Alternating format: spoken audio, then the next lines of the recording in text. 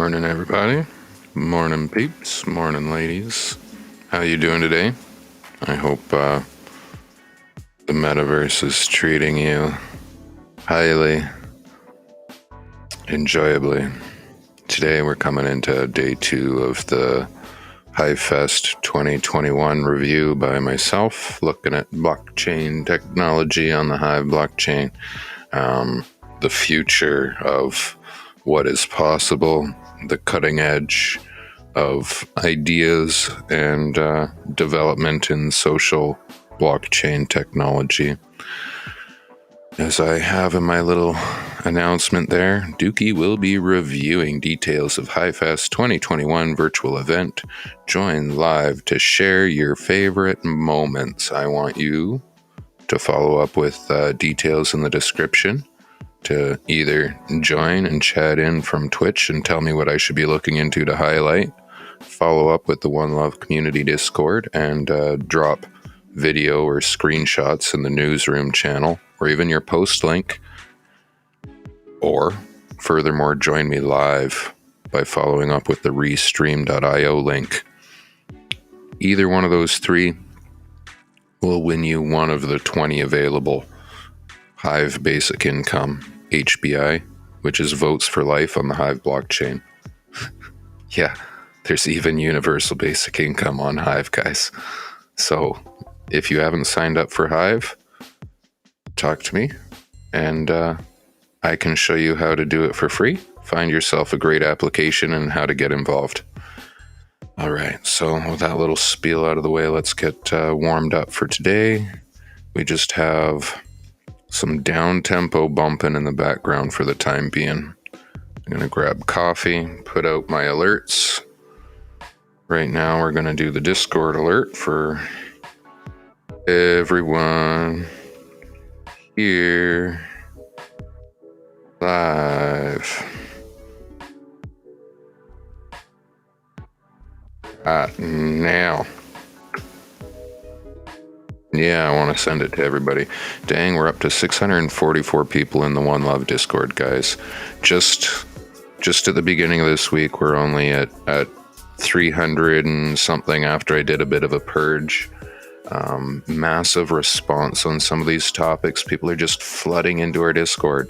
They're like, oh, what's going on with this? What's going on with that? So, love you guys. Make sure you chat in, and we'll all get organized. And yeah, pardon me if you don't like the pings. Feel free to mute our server, but please remember to come check back. You know, we want to hear from you.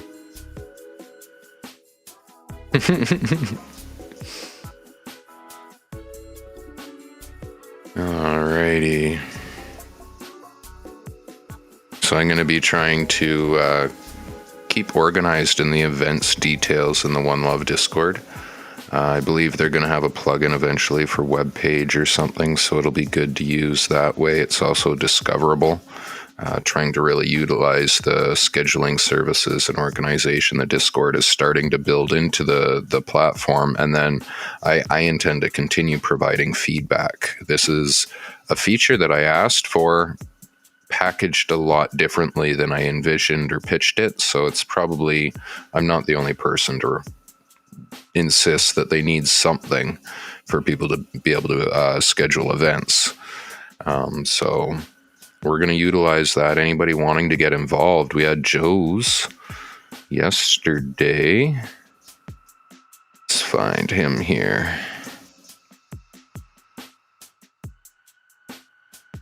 With Fractal Yoga coming out of Metagame Discord. He dropped a link for us. I actually went and grabbed their proper Discord link for the event, so when you drop it in channel, feel free to drop your event links in live, guys. I'm all right pumping that, and I'll even put up a little event thing for you if you keep doing it daily. So if it lines up at a time where we're not live, then we'll promote you right in our little section of live stuff. So that's kind of one way we could utilize, but I really want to get you guys coming into the live shows, hosting them in One Love Community, using our resources, get you on here, I'll do all the back end work as the host. I just need you guys to come do mixing of some music, live fractal yoga. Like, let's do this, guys. So thank you, Zoe and Jose Cabrera. Jose. It's probably a Jose Cabrera. You'll have to tell me how to pronounce your name properly next time, brother. Thank you, everybody, for joining in. The Willman chatting in the chat there. Hi, bro. EVM chatting in. So, guys, on Twitch, if you drop your Hive username after you follow our account, you can get yourself 1 HBI, which is sponsorship into Votes for Life. And if you haven't been sponsored by anyone, once you're in the door, someone like myself or the One Love community gets you in the door, you could then sponsor other people. Sponsorship is 2 ways. As the sponsoree, you get votes, but also as the sponsor, you get sponsored into the program. So it's genius. Thank you, Willman. I'll definitely send one to you right after the show.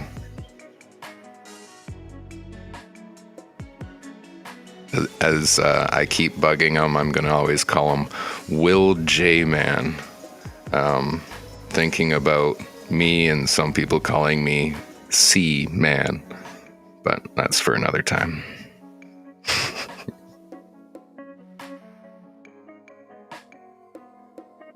Alrighty.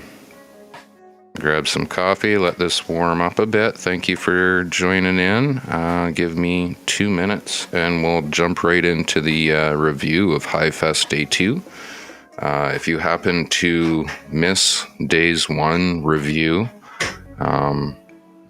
feel free to check that out. It's on the One Love community channels as well as my personal DTube channel. Will be where I post my streams going out on DTube. But yeah, we really want to try to get some followers on the One Love community stuff. Build that as a community for you guys.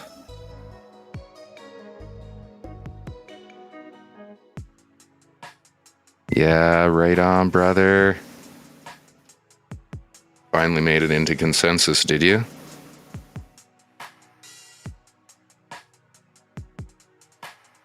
That's always exciting when you're a node leader.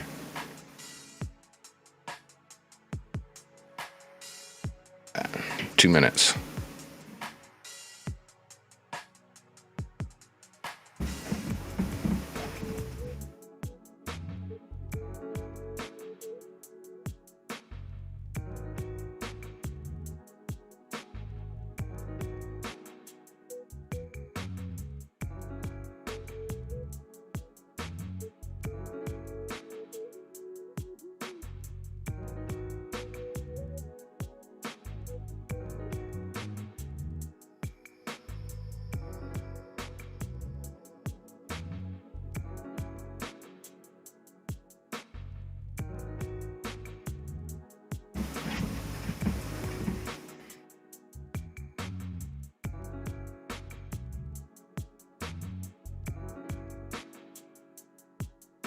Definitely coffee time. In the One Love mug. Bumping DTube, guys. See, this is how I'm going to do it. I'm not going to put on swag.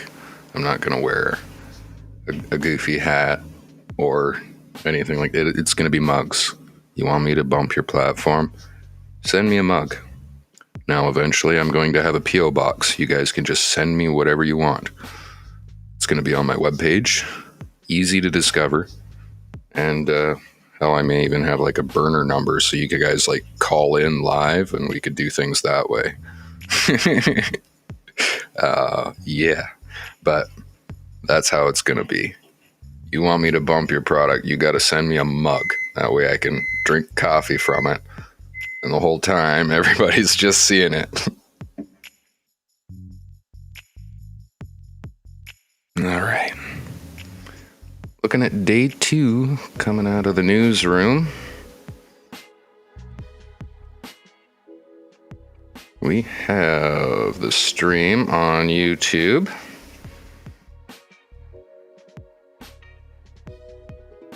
Oh, and before I get too far, I should actually make sure I put out our post on Vim. It's working. Ooh, that just blew my ears off.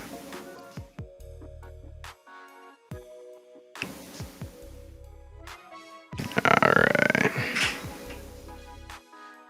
This is how we're building a little bit of funds for the One Love community as we're doing live streaming on their accounts. The live alerts go out, just so I'm explaining myself.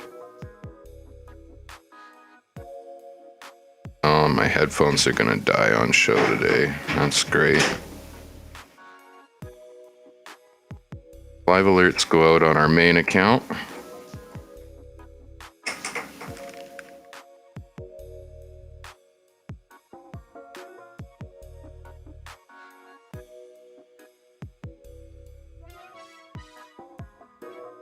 And then do the full after post, since Vim doesn't offer the recordings yet on my main account. All right, save. Leo Finance. My tags are a little all funky, but do add on HiveFest. That's a neat feature about Vim TV. They have lots of tags.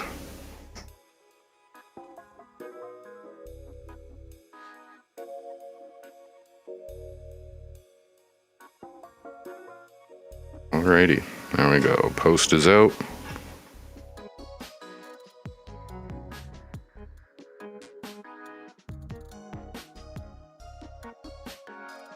And here is HiveFest Day 2.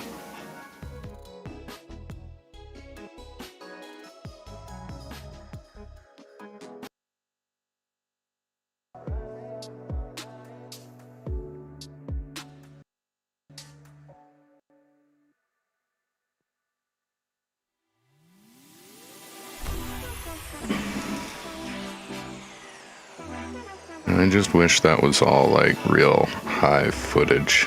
That would have made it so much better. I don't know about you guys. Just a little note on that.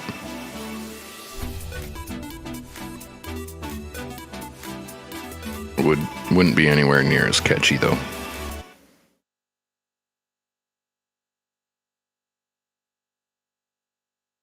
So day one, we had a lot of talk about NFTs, and I'm expecting to get caught up with more NFT talk on day 2 here, but I'm hoping we hear more about some like community aspects and like the future versus what we're doing in NFTs.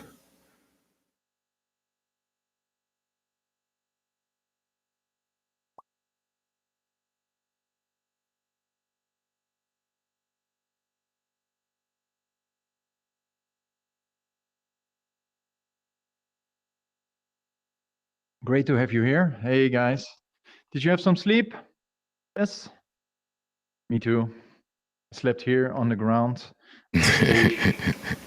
Really nice, comfy on a warm Hive logo.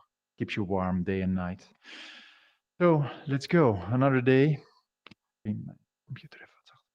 And yeah, we're going to start off real quickly. Let me do some introduction. So we're here at HiveFest. Some people of you are maybe not on the Hive platform. HiveFest is the annual get-together conference for Hive users and the Hive ecosystem. So what is Hive? One can ask.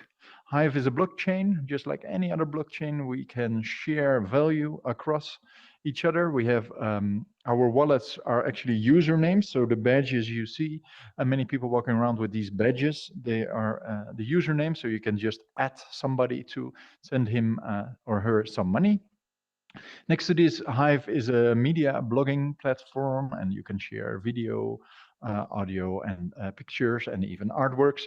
And by doing so, you can earn rewards, because people who like your work will not just put a thumbs up, but they will actually, by doing so, they will give you a share of the rewards pool. And the rewards pool exists of Hive tokens. And thirdly, Hive is very easy for developers to build apps upon. Actually, the talk right after me is the core developers updates. They will most definitely also touch upon the API developer tools. Yeah, if you want to know more about Hive, just ask any of these fellows with a blue badge. They should most definitely be able to tell you one or two things about our fabulous blockchain. And in the main lobby room, in the lobby meadows, there's also the explainer about what is Hive. So yeah, that about Hive. I want to thank all of you for supporting this year's event. I want to thank you for being here and voting for the HiveFest proposal. And I want to thank the sponsors, BlockTrades, who's actually right over there, Splinterlands, and 3Spake for their support. Next to this, there are some individual donations. They are printed on the wall of fame you would see here nearby. Check them out. These folks shared some individual donations. Thanks a lot, guys. Really helped out. Pugio, who's standing in the real world next to me, Guilty Parties and Archange and Gandalf, Waymoon, Detlef, and the NFT showroom team. Thanks a lot for your support and help to make this event possible. Yeah, we're gonna be here together. We're gonna have a good time, and this year we do it in 4 worlds. You're currently in the main stage. You can go to the lobby to chit chat and have some fun together. There's a basketball behind the cabin. And of course, the NFT showroom, which currently hosts 45 artworks. And there is a fun card game, Holograms Against Humanity. You should definitely check out, maybe after the event. Today we have about 16 speakers, 45 artworks in the NFT showroom, 10 curated portals you can find on the top of the hill in the meadows, the lobby meadows. And yeah, everybody's wearing their interactive conference badges. Click on them for a couple of functions. You can give each other beer tokens. Check out the blockchain statistics of the current person you clicked on. If you have been talking with somebody really interesting, type F to get a follow reminder in your email inbox. And there is the Hive Buzz meeting game, which we introduced yesterday. Basically, when you click on somebody's badge and you type H for Hive Buzz, you start a meeting, and then you ought to be chatting for at least 1 minute before the other person also clicks on your badge and then types H, and then that concludes your meeting. And in the end, there will be some rewards for those who got most meetings or chatted with a very special person. Who will be this special person will only be revealed after the event. But that's a bit of luck. Okay, tips and tricks for making it fun for everyone. Please use a headset when you are in the desktop application. If you see or hear somebody having audio stutter, ask them kindly to re-enter the room. Most of the times, this fixes stuttering.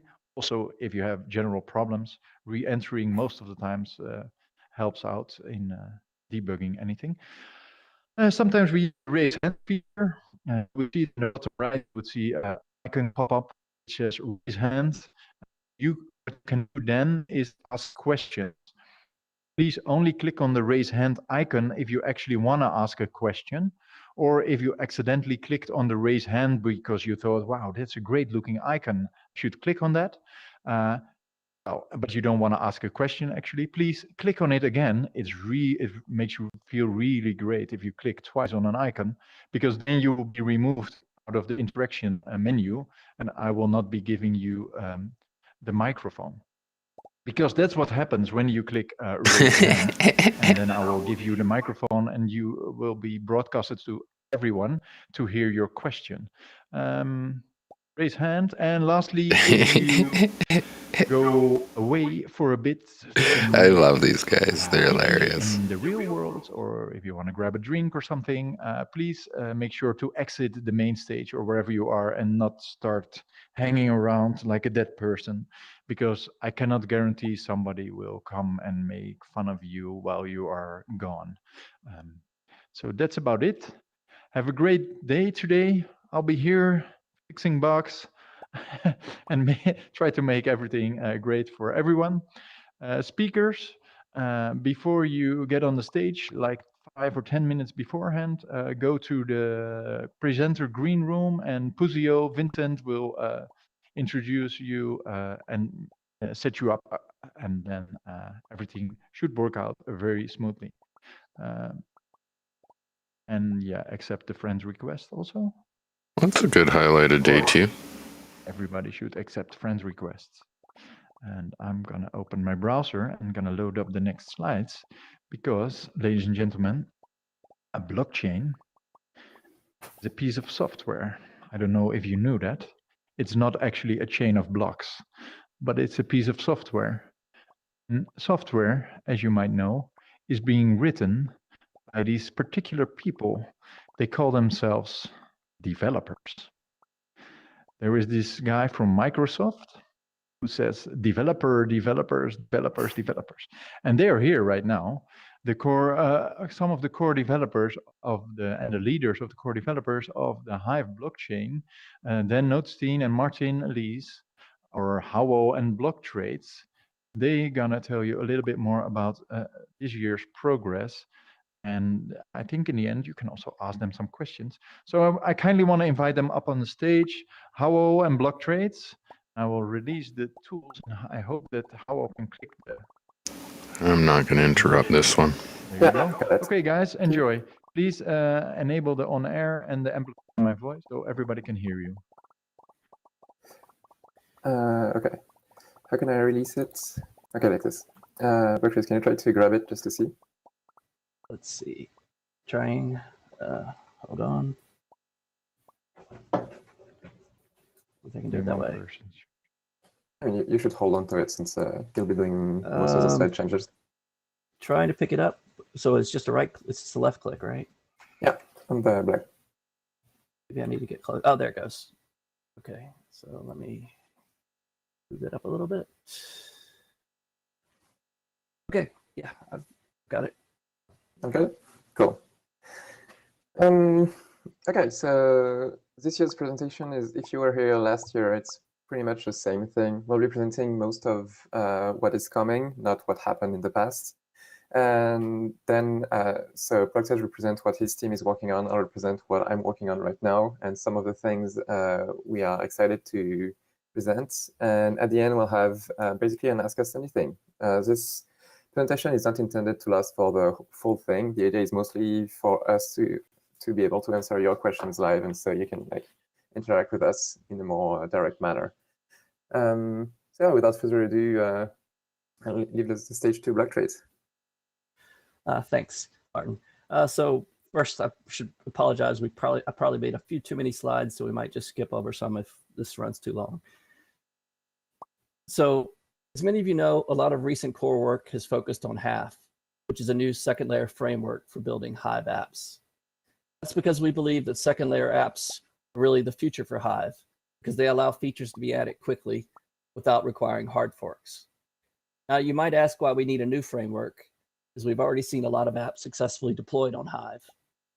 But those app developers had to overcome a lot of challenges, and they still face challenges today associated with scaling their apps and making sure they operate reliably. So the purpose of Hive is to help with some of those challenges. To understand what Hive does, it's useful to take a step back, look at the two general approaches for creating blockchain-based apps, and some of the problems faced by each approach. The first approach, pioneered by Ethereum, was the development of smart contracts running on the first layer of the blockchain. Now in Hive, we use a very different approach, second layer apps. With this approach, users transact on the first layer, but the actual meaning of the transactions is defined by the second layer app itself, which watches the first layer. Now, there's a trade-off in these two different approaches. Smart contracts running on the first layer, any fork reversals in the block are automatically fixed by the smart contract engine. This means smart contracts don't have to worry about forks breaking them. But the problem with this approach is that every node in the blockchain has to run every smart contract, and that just doesn't scale very well. On the other hand, if you take the Hive approach using second layer apps, each node in the network can pick and choose what applications it wants to run. So it scales great, but each app has to write extra code to deal with forks, which can be tricky and painful. So where does this leave Hive-based development? It already scales well, as demonstrated by the success of dApps such as Splinterlands. But fork management is a challenge, and it was while looking for a solution to this problem that we came up with the idea for Hive. Any app developed with Hive can automatically rewind and replay the app's internal state, allowing devs to stay focused on the essential business logic of their application. Another problem that we saw with both of these approaches was a steep learning curve associated with programming a blockchain-based app. So really another design goal for Hive was to make it very easy to use. So at this point, let's talk about some of the benefits of using Hive. The easiest way to create a Hive app from scratch is using Python and SQL. Python makes a great choice because not only is it easy to use, it's also the most popular programming language. So it's very easy to find developers. But you can actually develop a Hive app in just about any language you want. The core Hive code is SQL, and you can find a SQL binding for just about any popular programming language. So it's very easy to find developers. Another benefit of Hive is it eliminates the learning curve associated with blockchain programming. Hive automatically converts blockchain data into database tables. So you don't need to worry about finding and paying for an expensive blockchain expert. Any good coder should be up to the task.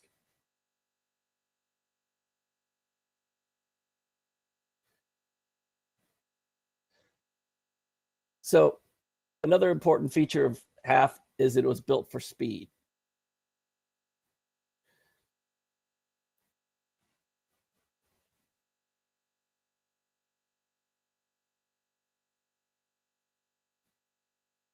Because it has built-in fork management, most Hive apps can process a block as soon as it's generated, without having to wait for the block's data to become permanent.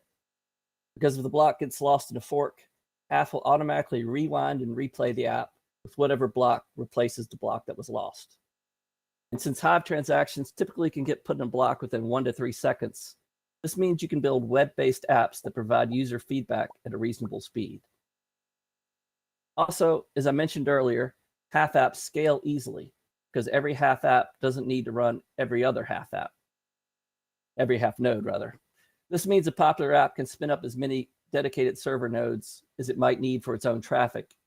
And those new nodes don't need to be burdened by running all the other apps on the blockchain. A final advantage of Hive apps is that they're designed for multi-core processing. A trend in the last 2 decades in CPU design has been to add more cores to processors to allow them to do more. For example, my favorite processor at the moment can run up to 32 threads simultaneously. Unfortunately, however, most apps can't take advantage of those extra cores due to their design. This is a particular problem for most smart contract-based apps. Smart contracts typically can use only a single thread to do their work.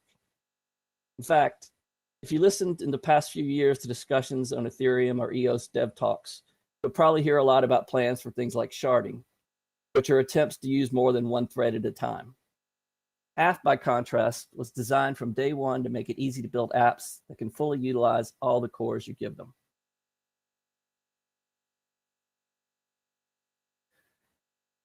Now, a final benefit for Hive apps is a new level of interoperability for Hive applications. Multiple Hive apps can share a single common database. Not only does this lower the amount of resources needed to run the apps, it also potentially allows an app to directly read another app's state data. This is much faster than the traditional API-based approach that Hive apps have used up to now to communicate.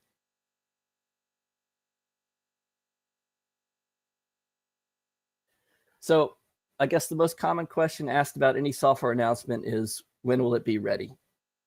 The good news is, while we're still improving Hive, it is production ready now, and we're already starting to build apps on top of it. In the future, I expect that the majority of new Hive functionality will be deployed via Hive-based apps. So if you're starting development of a new Hive app, I strongly recommend you try it out and find out all it has to offer.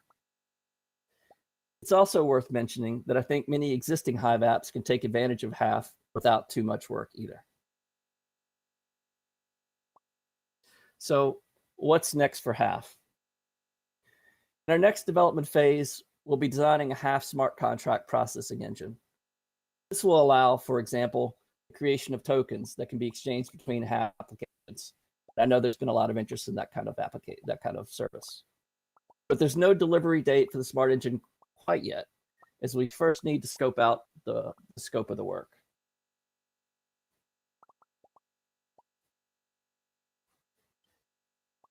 So if the future of Hive is really second layer apps, that doesn't mean there's nothing left to do at the first layer. There's still plenty of room to improve the first layer in terms of performance, for instance. We can continue lowering the costs of operating Hive node, further decentralize the network infrastructure, and plenty of ideas for things like improving the resource credit system, plus potential improvements to governance and base layer tokenomics. For example, there's been a lot of interest in things like instant power down for a fee. So I don't see work on the base layer ending anytime soon, but I do believe that Hive will be a big step forward in simplifying the decentralization of Hive development. So at this point, I've concluded my discussion of the Hive framework. So I'll pass the mic to Martin, who'll be discussing a long-awaited feature that he's been working on, resource credit delegation. And how do I do that? There is a button to the top right. Say that one more time. There is a red button to the top right, which you can use to block. The X? Yeah. Okay, got it. Okay, thank you. So also delegations. You know, we've been talking about it for a long time. The reason why it's still not here yet is because we have reworked it from the ground up. We used to do something which used, you may have heard of the term RC pools and over delegation and stuff like this. This is what the Steemit team had initially drafted that we was inefficient and far too complex, which presented some challenges both in code. Oh my Jerry!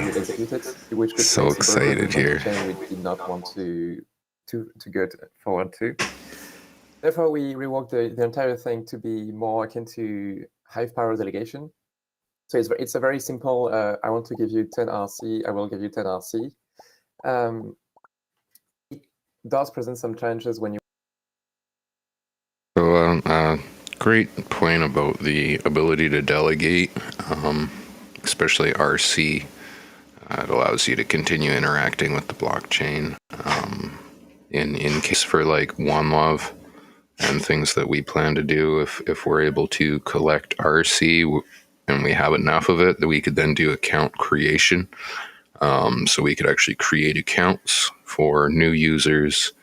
And then we have that OneLove fund account, potentially being able to start them off with a decent amount of Hive power and keep that ball rolling through our community efforts earning and then powering up new people to get started. And we all keep providing to a collaborative ecosystem of supporting the place at which we started, right? That's kind of how OneLove is.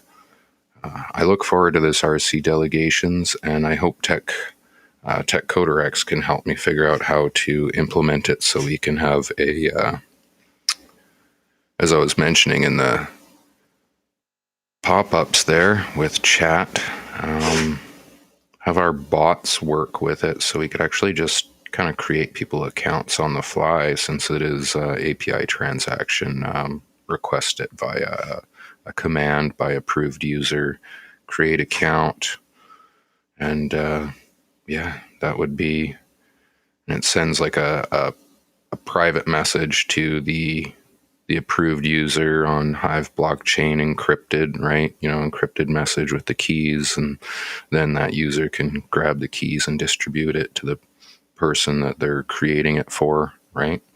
Utilizing the resource credits along with the automatic delegation. So you'll create the account and then delegate to it. Just a little idea I've had for a long time. Let's move on. We got Communities version 2, right? Monetize Communities. They've talked about smart contracts for a long time. We expected to see it a lot sooner.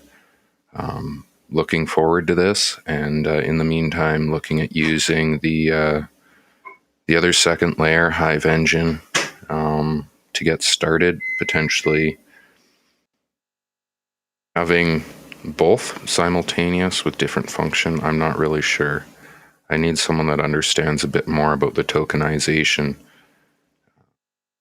Let's skip through. Let's ask them anything. They have a long segment. Lots of questions. That's good. Bet you there's lots of good questions in there if you guys are interested. Link is in the description. So here's Vim, where we're currently streaming. Gotta frickin' highlight this. Rolling. Right, did you Sarah. already? Oh, sorry. Cheers. And I want to invite up the stage the DDR free. DDR free. Hey, free. Hello. Yes. Hey, man. Could you click the red button in front of you? Got it. Click it? No. Before we get going on this, I think I clicked it. I think you clicked it. Looking at you, Vim, sending some positive vibe, being our current outlet for streaming to the Hive blockchain. Thank you so much. You guys have put together a great product, and I really hope to see it expand into supporting the live podcasters, utilizing the community. It is very, very much like a decentralized Twitch, which is amazing to actually see something pop up like that. Now it'd be great if you guys offered my backups on the channel, but resources, right? I can't expect everything. So looking at you, sending you some positive vibes. The future is bright, and we will continue with the Hive community to utilize your token. So positive vibes. That click. Okay. I show I'm online. I show I'm on air. Yeah. Okay. That's okay. Then. Stage blocker. Stage blocker's turned on as well. Should I have that turned off? Yeah, that's fine. That's fine. Please don't touch the Okay. stage blocker, because otherwise all the people Cool. want to be on the stage. Details. And you can't click it. That's okay. Happen. Doesn't best look of like us. it's working for me, I guess. No, it will work in a bit, because I'm gonna fix Oh. it for you. This is Perfect. Altspace VR. It's not the real world where you just give a clicker and then, hey man, here's the clicker. Let's go for it. No, Got it. Technical This is, difficulties, ladies and gentlemen. always. And then normally what you do is go to slides, Yep. slideshows. In the meantime, just give a round of emojis. Why not? Hi. I'm kidding. Yeah, and now it's gone. That's what I was wanted. like, where'd it go? And then, hey, I'm gonna restart it, and let's hope I can Got it. click it. No, I can't click it. Can you click it? No. Let's see. Click. No. Nope, no click. No. Okay, then I have the one final option, and it is real world. He just falls to the floor. No big deal.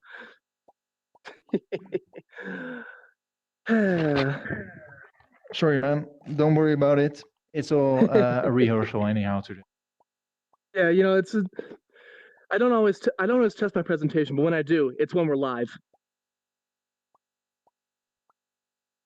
It's any consolation. That's been the majority of my live streams when I'm broadcasting. Anyways, it's all off the cuff, regardless. So that's just how I roll. So maybe now can you click it? Now can I click it? Yeah, it's in front of you. Hey, there we go. Yep, there it is. Perfect. Right. I got it. Great. Wonderful. Go for it, man. Thank you, Roland. Ladies and gentlemen, DD Freak from Vinti. Yep. So I am DDR Freak. I am the Gingerbeard Man. You guys have probably seen me around if you've been around the Hive blockchain for a while.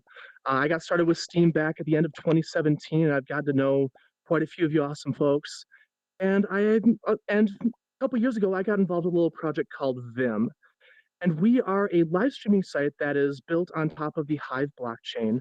Streamers, when they go live, will have a little button on their dashboard that says, make a post, and it makes a post on the Hive blockchain that their viewers can then upvote live real time while they're broadcasting and afterward as well. But so in this way, we're able to help our live streamers earn crypto rewards just by virtue of streaming. And initially, we started out, requiring. Well, initially it was Steam at the time. We were requiring Steam wallets, and we realized that we had an opportunity on our hands to make something much better. That we could make Vim a platform for people who like to stream, but not necessarily we're not necessarily interested in crypto. Now have a spot where they can say, "Oh, I can earn a cryptocurrency that doesn't cost me anything, doesn't cost my viewers anything." And everybody wins in the process. And really, like the third point here mentions, all of our features are born out of problem solving. And I got involved with Vim largely out of a distaste for a certain purple website that I'm sure a lot of you have heard of. And I saw what they were doing, and I saw issues with policy, the way they act, their PR, the way, and there was enough issues that I said, screw it, we'll make our own streaming site with blackjack and hookers. Forget the streaming site. But so I started looking at it, and I realized that I am a terrible programmer, not for lack of trying, by the way. I mean, I have a bachelor's degree in computer science. I spent 4.5 years it took me 4.5 years to realize that I am a terrible coder. Thankfully, Sheeran, on the other hand, was already on top of things and had already started building Vim back in 2018, back before DLive even left. And so I got involved after DLive left the Steam blockchain. I had started streaming on there. I did a little thing called Dance Dance Extra Life, which actually just happened last weekend as well. I ran a half marathon playing Dance Dance Revolution to raise money for a local children's hospital. After that event was over, I had reached out to Sheeran and said, hey, you've got a really awesome site going on. I see a lot of potential. I see an opportunity for us to grow.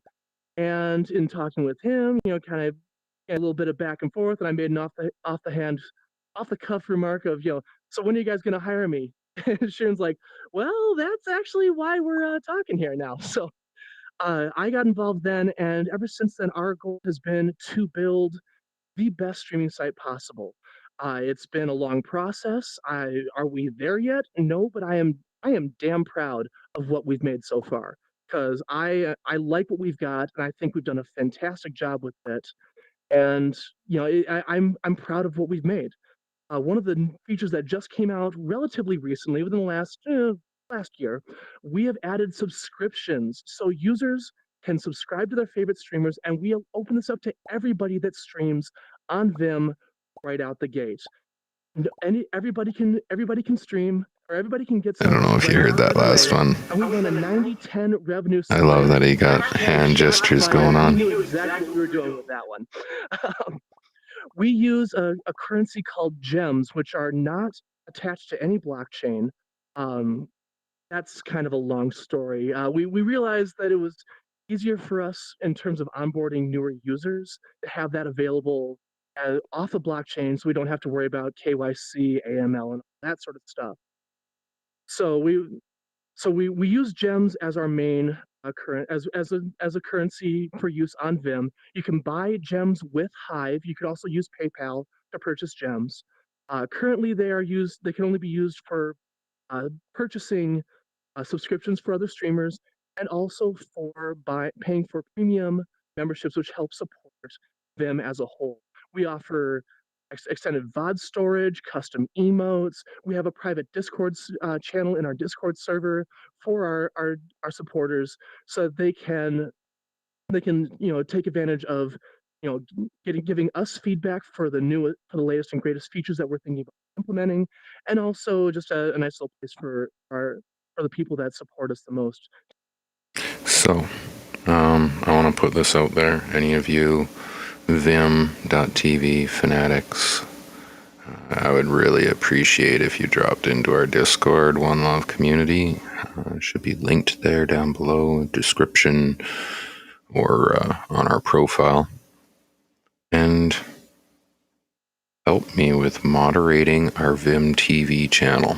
Now, I can host shows, I can post the details, but organizing all these emotes, custom things, engaging people, promoting our live stream, I would really like someone to take up the role in helping me build that out.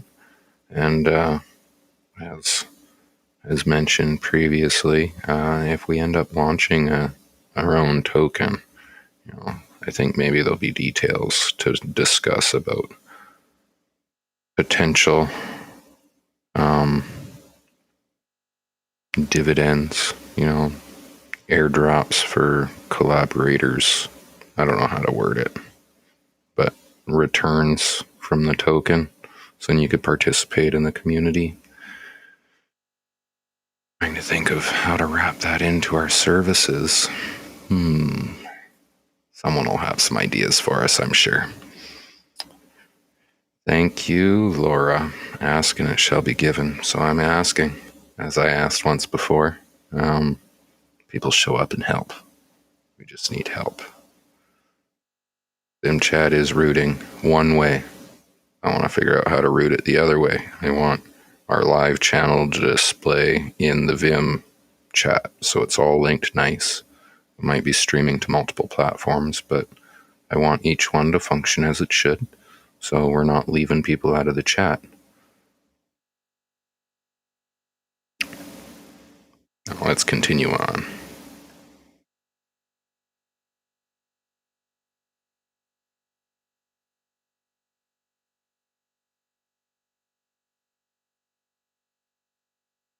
To chat with us and hang out.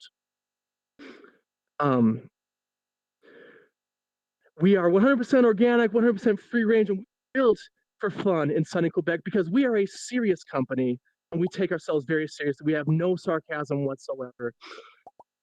I just had to throw that in there.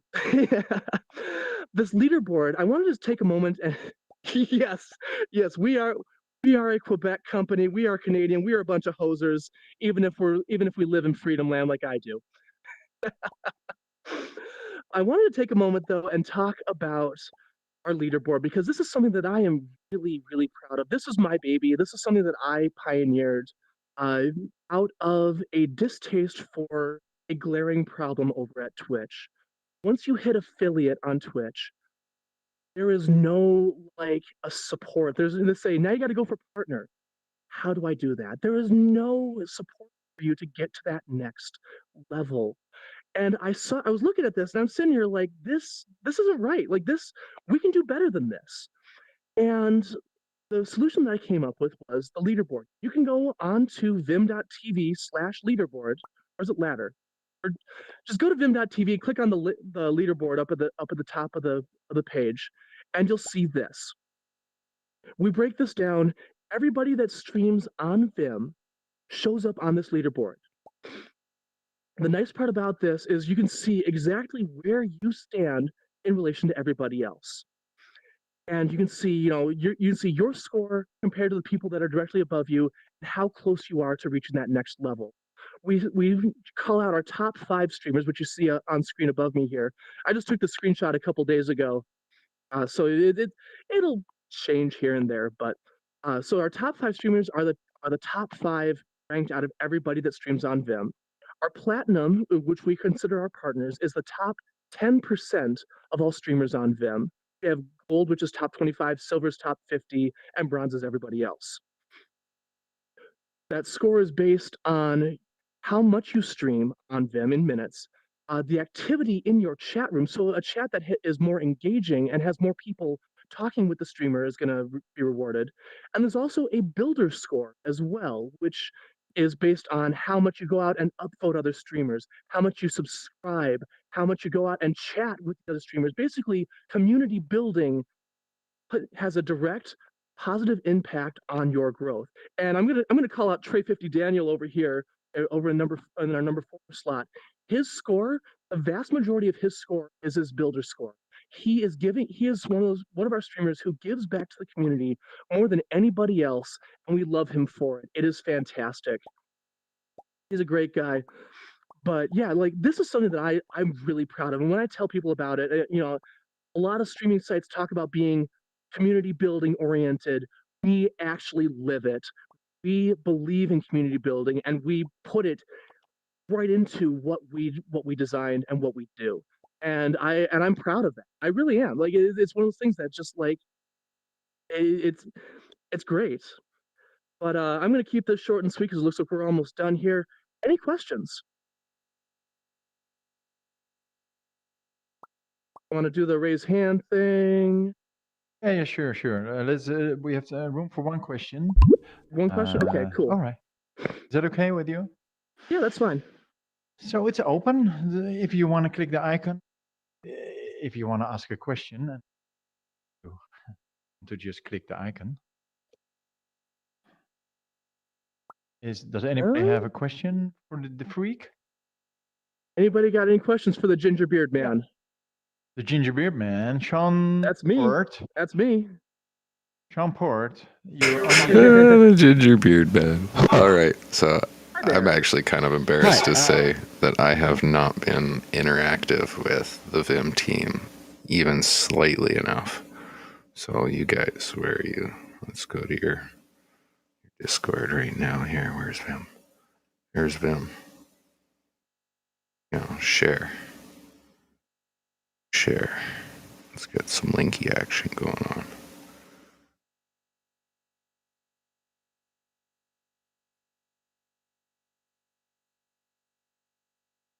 I go to share. Can I share my link?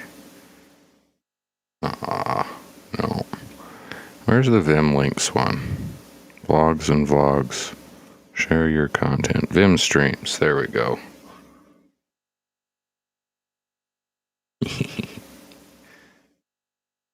Oh, I don't have access to that channel. Do they have a share yourself channel?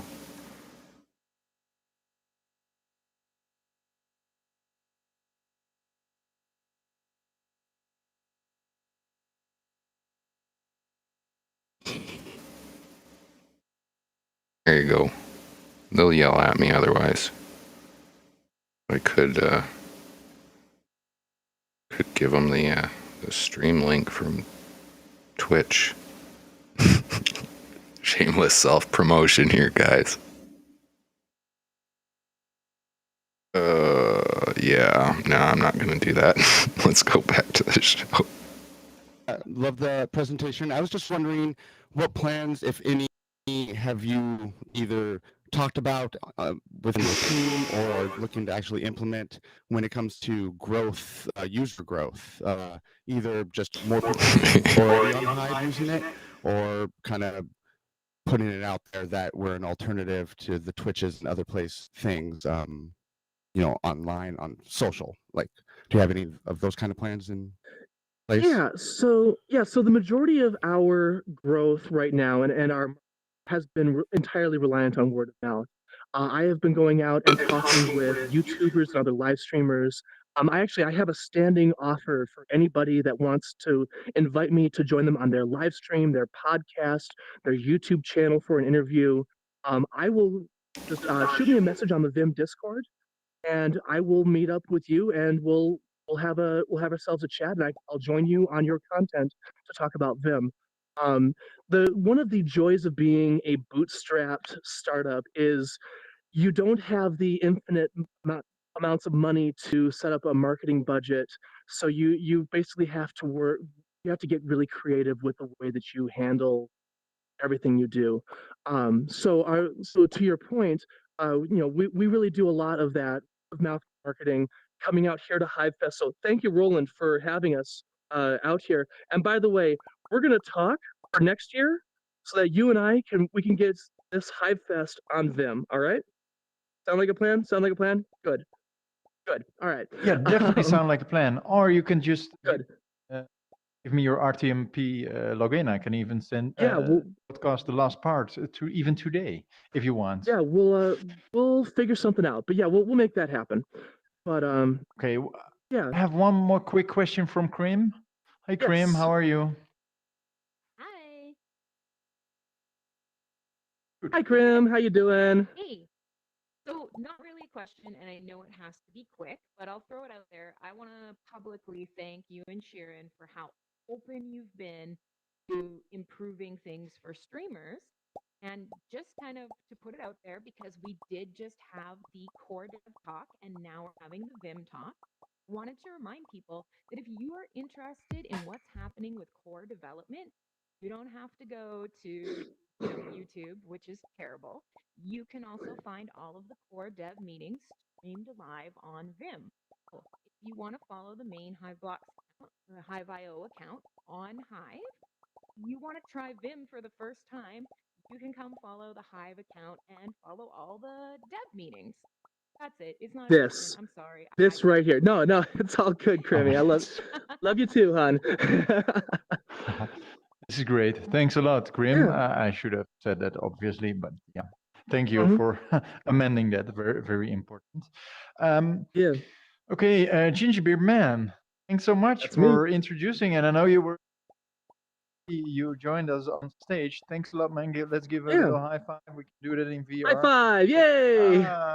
And feel free to come drop by my channel. Oh yes, and the presentation. Yeah. Is that it or the X? There we go. Yeah, there you go. Thanks a lot. And the presentation. Thank there you, we man. go. There we go. Thank and you. as one last reminder before I head off, if you don't mind, I stream on Monday and Friday nights. If you ever want to drop by Vim, come say hi.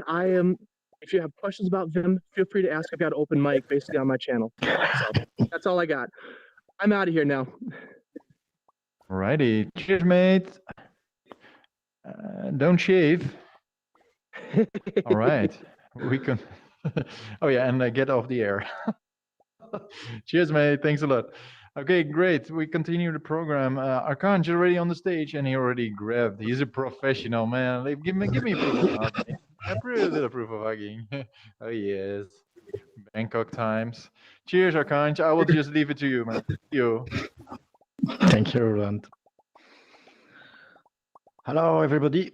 Excuse me. Today I will introduce you to the Hive Authentication service. Before that, a few words about me. Those who do not know me or discover Hive or HiveFest, I'm a witness. I'm a developer, and I'm the creator of multiple Hive projects, among them Hive Buzz, Hive SQL, Engage, Hive Account Recovery, and AutoClaim. Today, I will introduce you to the project I've been working on the last 4 months. It's Hive Authentication Services. So first, what is authentication? Authentication is proving that you are yourself. And why? Now, I'll assume most people are going to be looking into Hive authentication services themselves to be able to get involved. So if you guys want to look more into that, he does a great talk about it. Arkanj is very well spoken. Talks about how we're moving from Web 2.0 into Web 3.0, how the Hive signers and whatnot are the fundamental functions of our applications to be able to interact with the blockchain in a decentralized manner. So choosing to utilize trusted sources is a very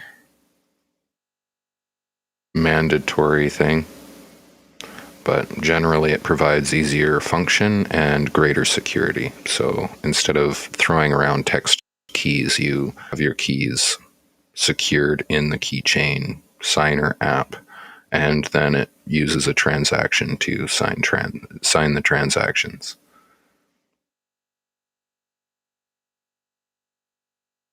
Now, I've used the mobile applications a few times myself. They're not 100% yet, but they're being refined regularly. The Hive keychain is pretty good, but I've had better results with the other application. There's two applications on iOS. One's called Hive Keychain, one's called Hive Wallet. I've had better success with the Hive Wallet one than the Hive Keychain.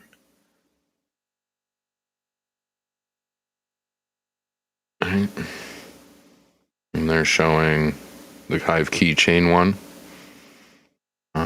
which most people say works better for them, but maybe it's just specific to my iPhone XR or something. Building ecosystems, right? Custom built ecosystems for each application. We'll create events for content creators on Hive. We have also another website for Hive Meetup, which is our another type of meetups, but more general in Hive. And today we're making the official launch of a landing page. You can visit it right now, called yhive.co. And this landing page is one of the objectives is to be like an alternative to Hive.io. It wants to bring more, to create more, to improve the SEO for Hive. Also, this page wants to create more traffic for Hive, wants to create more resources, and to help people that are researching Hive, people that are looking for information about Hive. We want this page to be a tool for them to help them in their learning process. And this much needed resource. I've spoken about it a ton of times. It's glad to see team picking up on it. Tried to do something through OneLove, but it needs to be an organized effort, I think, from an official source to actually be picked up and contributed to. So you guys will have a lot of people helping contribute with information and checking over and making sure it's readily updated. And things evolve so fast, that's where we lost track. So do a review today and in 2 weeks it's outdated and has misinformation. That's Eddie Spino. Let's move on. What's next? Sensi. This is a big one I was told to give a shout out for. Like that, you told us to bring new people on board to Hive. I'm sorry, Schmidi, you're really dropping the connection. Okay, so I don't know sorry. if we keep on having. Sorry, No man. stress. Let's try. No stress. maybe let's try you can send me a message on Telegram and I can help you, or on Yeah, Discord. sure. I will connect. Find me on Discord. I'm also in the 3Speak server. You can find me there. I'm active there.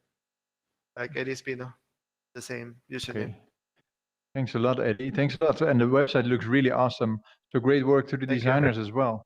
Thank you very Thank you. much. Yes, Could you they release the did a great job. slideshow? Oh yes, of course. Thank you. And presentation. Thank you. Okay. Thanks a lot. Emoji for Eddie. Emoji. And we continue on the next good-looking user interface for our fabulous blockchain Hive. 3-second block time, Web3 platform, blogging platform, but also a great place for developers to build dApps upon. And it is here, he is right here. Good Karma. I hope you can click on the slides. If not, it would be funny. Hey, hello. There we are. You cannot click on the slides? Can happen. No, I cannot. Oh, it's okay. It sometimes happens. We have Vincent, who is right here. Gaat het net een beetje open? Ja, naar die. En dan één keer hem open. We're just going to reboot the slideshows, and then I will. There we go. Let me click on it first to load your slides, and then you can click on it afterwards. Okay.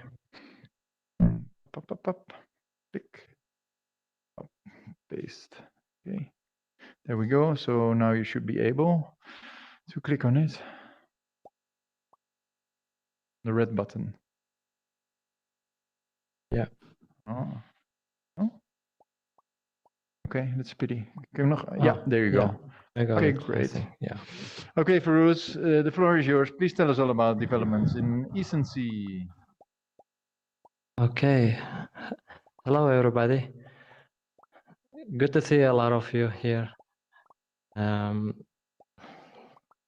I'm sure most of you heard about the ECC, so let me start by some statistics or stats.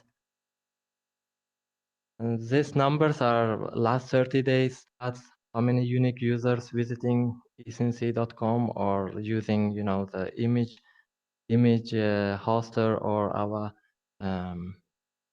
full node. These numbers are like really mind-boggling, and it's like we never had this kind of numbers before, and it's constantly keep growing. And recently we had some server loading issues, so we had to update our servers to keep up with the traffic. So it's really great to see that we are reaching more and more outside world. Ecency is one of the most utilized applications and has its own in-app points and whatnot. The good Karma has done a lot of work on building a infrastructure around multi platformed application. So no matter if you're on Apple or if you're on Android, iOS, PC, or I believe it even runs on Linux. I'm not 100% certain on that, but they have built out desktop applications and mobile applications, as well as a web portal that all kind of has a nice refined brand feel function. For those that utilize it, they really enjoy how everything kind of syncs right across. So feature that I noticed is like post templates. You save your post templates on one, they load on the other because they're saved to a server linked to your account. So I could go from my mobile, taking pictures, and then come to the PC and finish refining my draft and post template kind of idea. And these numbers are mostly coming from the Google search, the organic Google searches, and new people joining in and finding Ecency and Hive organically. So this is really great. And our ranks are also growing as the traffic on a website grows from search results. Right now in United States, we are top 9,000. So this is also great. And majority of our traffic is coming from there, because most of the blog posts and content is in English, and the search engine mostly direct user from United States. But in other countries also we can see quite a lot of traffic, and user base is growing. So that's great to see. And other numbers we have is we have a pointing system. If you are familiar with ecency.com or Ecency mobile application, we have for each activity you do on a application or website, you earn some points and you can use them within application. And we are about 40% our total supply, and that's great to see, because that shows how many activities is going on the website and mobile application. And we have a points purchase. Some people can purchase points with the Hive and HBD. So we sent those recently to the DHF, and we are constantly onboarding accounts, onboarding new people and delegating them. There are more than 70,000 people joined through Ecency signups, and it is one of the easiest sign up methods, where you just enter your email, and in a couple steps you get your account set up. And So why eSensi is different? We are trying to make sure that we give dedicated experience for the different devices. You visiting website from a desktop, or you visiting from mobile application, or you visiting from desktop application. In all these cases, we are making sure that device is utilized properly and I told you. dedicated experience across the device. And the next step is giving you dedicated in your own language interface that you can feel comfortable with, and you can learn about the new technology when you're joining. It's especially important when people coming from the search engines, they don't know anything about Hive or eSensi, so they can learn in their own languages, and they can, of course, change as well the currencies they seeing on the screen. By default, we see the US dollars, but you can change it to any currency you want as well. So you feel, it feels more natural. It feels more, comfortable when you're seeing it in your own native languages. And on top of that, we have, of course, the pointing system where each activity earns you something, and you can use those within application. And it encourages more engagement and more. Welcome, Future Mind. How you doing? If this new to using the Restream service, it'll ask for permissions for your browser, for microphone and camera, and there's some settings to play with. But yeah, no necessary to chat in. He's checking it out. Yeah, feel free. Get used to it. Check it out. I would love for you guys to join me and participate, and even just showing up, show support. That means the world to me. Future Mind asking how I'm doing in the private chat. Yeah, doing good. Just checking out Asensi now. I ended up going into the Vim Discord and pinging Dr. Freak or DDR Freak to join us live, since I'm streaming to Vim, and I'm asking them why we're not being featured in their streaming channel. How we can go about doing so, because now Hive is our Hive 134220 is streaming on a regular basis to Vim and posting. So I believe we even have the next tier subscription. So we should get some support in their Discord, I believe. That's what's on my mind, but overall doing really good. How are you doing today?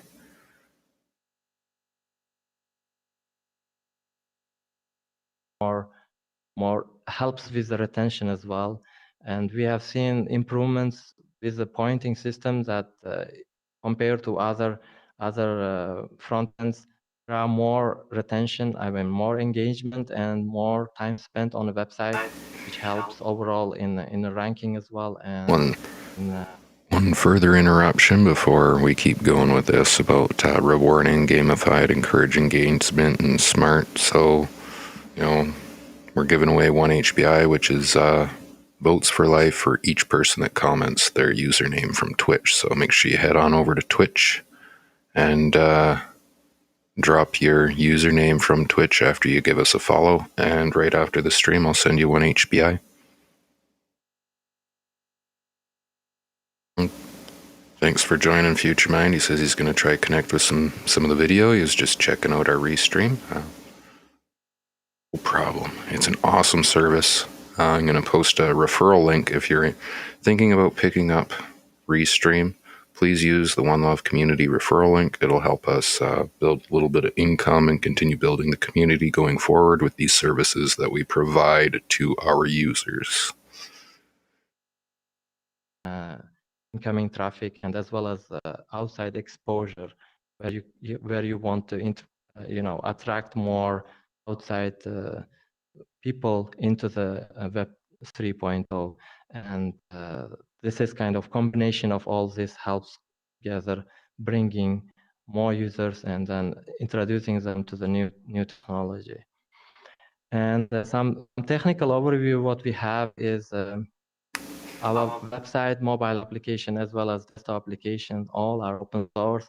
And if you want to, if you are a developer and want to contribute or be part of the team, you can easily do so.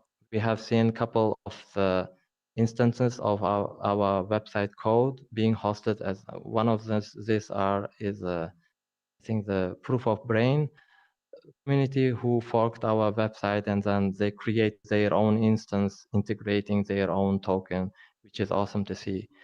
And we have a running full dedicated node as Okay. Asking for questions, putting it out there into the metaverse. Well, there's the answer. And that's one route at forking, creating own token, utilizing pre-existing infrastructure. I'm going to have to follow up with the Ascensi model and see if we could utilize it for One Love. And then our manual curation effort. I always had a dream of having a mobile application for One Love. well for our website and mobile applications. Of course, there are some challenges with scaling. So I will talk in the next slides about how we're trying to solve and how we're trying to solve these issues in the future.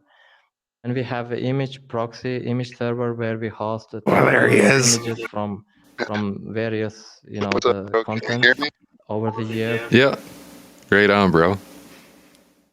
It's a hoot, isn't it? Yeah, I've never done this before. I don't know what's going on. It's really easy. On my end, on the hosting end, I got a real easy click overlay that I literally just click on different templates and it throws us into different formats, and literally a click button to bring you on. So after you join and you do your thing on your end, one button, you're in, and everything else is automatic. Restream is pretty awesome for hosting like this. People created, and then image links get all, sometimes the original image site or link dies, but we have to make sure that user experience is more smooth.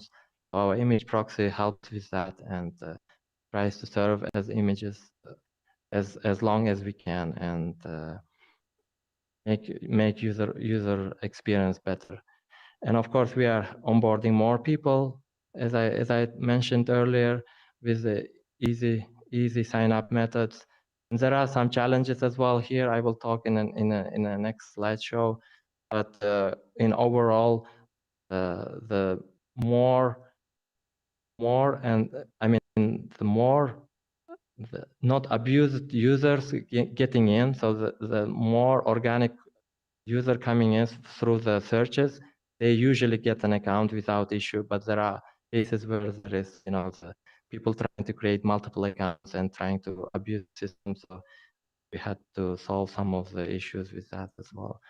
And we have a notification service, which is also separate from the HiveMind notification service. In other front ends, you see some notification service which is using the unified HiveMind notification service, and that's also great, and it has some advantages.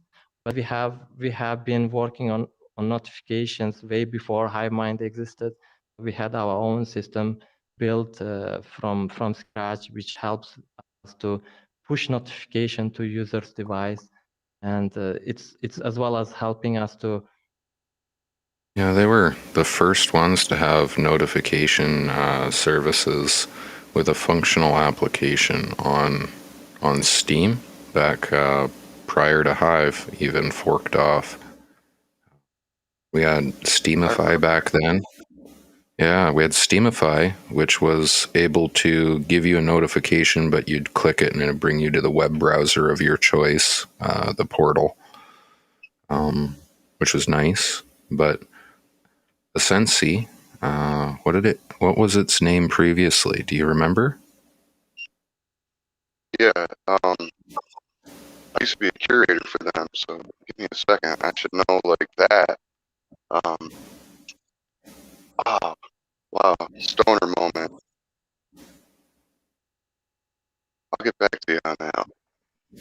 not remembering for some reason. Esteem. Esteem, right? Yeah, I had to think of that. It had to do with the play on the name of Steam with e-steam and like empowerment and people's self-esteem. I had to reflect for a moment to remember. But yeah, it was like back then the first one to really push mobile applications, and once other people saw how effective mobile alerts were at bringing new users in. So once you get people engaged, they're engaged, then they start advertising to bring other people in because they're constantly getting bombarded with their alerts to remind them to bring people in to engage with them, right? So I think that the mobile alerts were like absolutely revolutionary for Steam and social blogging and what Hive is kind of turned into today. Largely the reason why Hive has had to implement their own version of alerts and notifications, right? Absolutely, yeah. Steam was one of the first to do the mobile applications. There was another one that was competing, but they weren't even on the same level, and I forget what they were called too.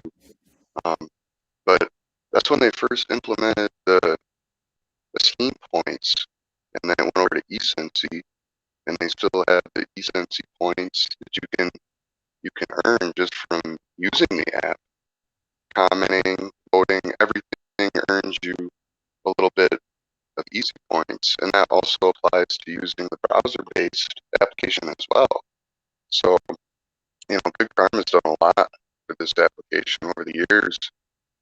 His diligence in just improving it for the community and pushing it towards a mobile experience for the community, which I think is amazing. I'm not much of a mobile user personally, but I can see the value in that totally. It's something that, as someone that's trying to figure out how to build within community, build for community, him having a open source product that we can fork and utilize, and he's offering all that up to everybody, that's revolutionary in itself, because that'll enable me to find developers. I have an idea, a project I can look to and evolve upon. That's where it all starts, right? Totally, bro. On a website side, also helping us to push the notification, so you get the notification like a ping sound on your browser, and this also helps us to push the notification to mobile apps who you have, who installed the application on their device gets also notified about their activities on account. And we have a private API which is only dedicated for our instance. Of course, when you're forking our website, it's not using that private API, and you have a choice to just switch it off and then use the public or the open source version, which is using without pointing system. So that's also the one point to mention there. And some of the challenges we had to over the last year, we had few issues, not an issues, but some challenges to solve, and which is giving us perspective how to scale the product and how to make sure that it meets the standard and the quality we want in a Web 3.0 as well. Now, on a Web 2.0, you see the centralized servers or services, but never going down, and they are working fast. We want to be able to give similar experience to the Web 3.0, and one of those challenges were our full node scaling issue, where we had so many requests that full node couldn't catch up with the request, and HiveMind falling behind with the syncing and so on. And right now we scaled it, and there are a couple issues with overall we had I guess 2 times in the last.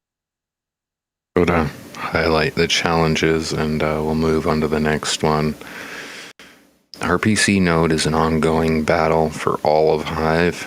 The same with the onboarding abuse, of course. People see money. You have people going to try get money for free, doing all sorts of crazy scams.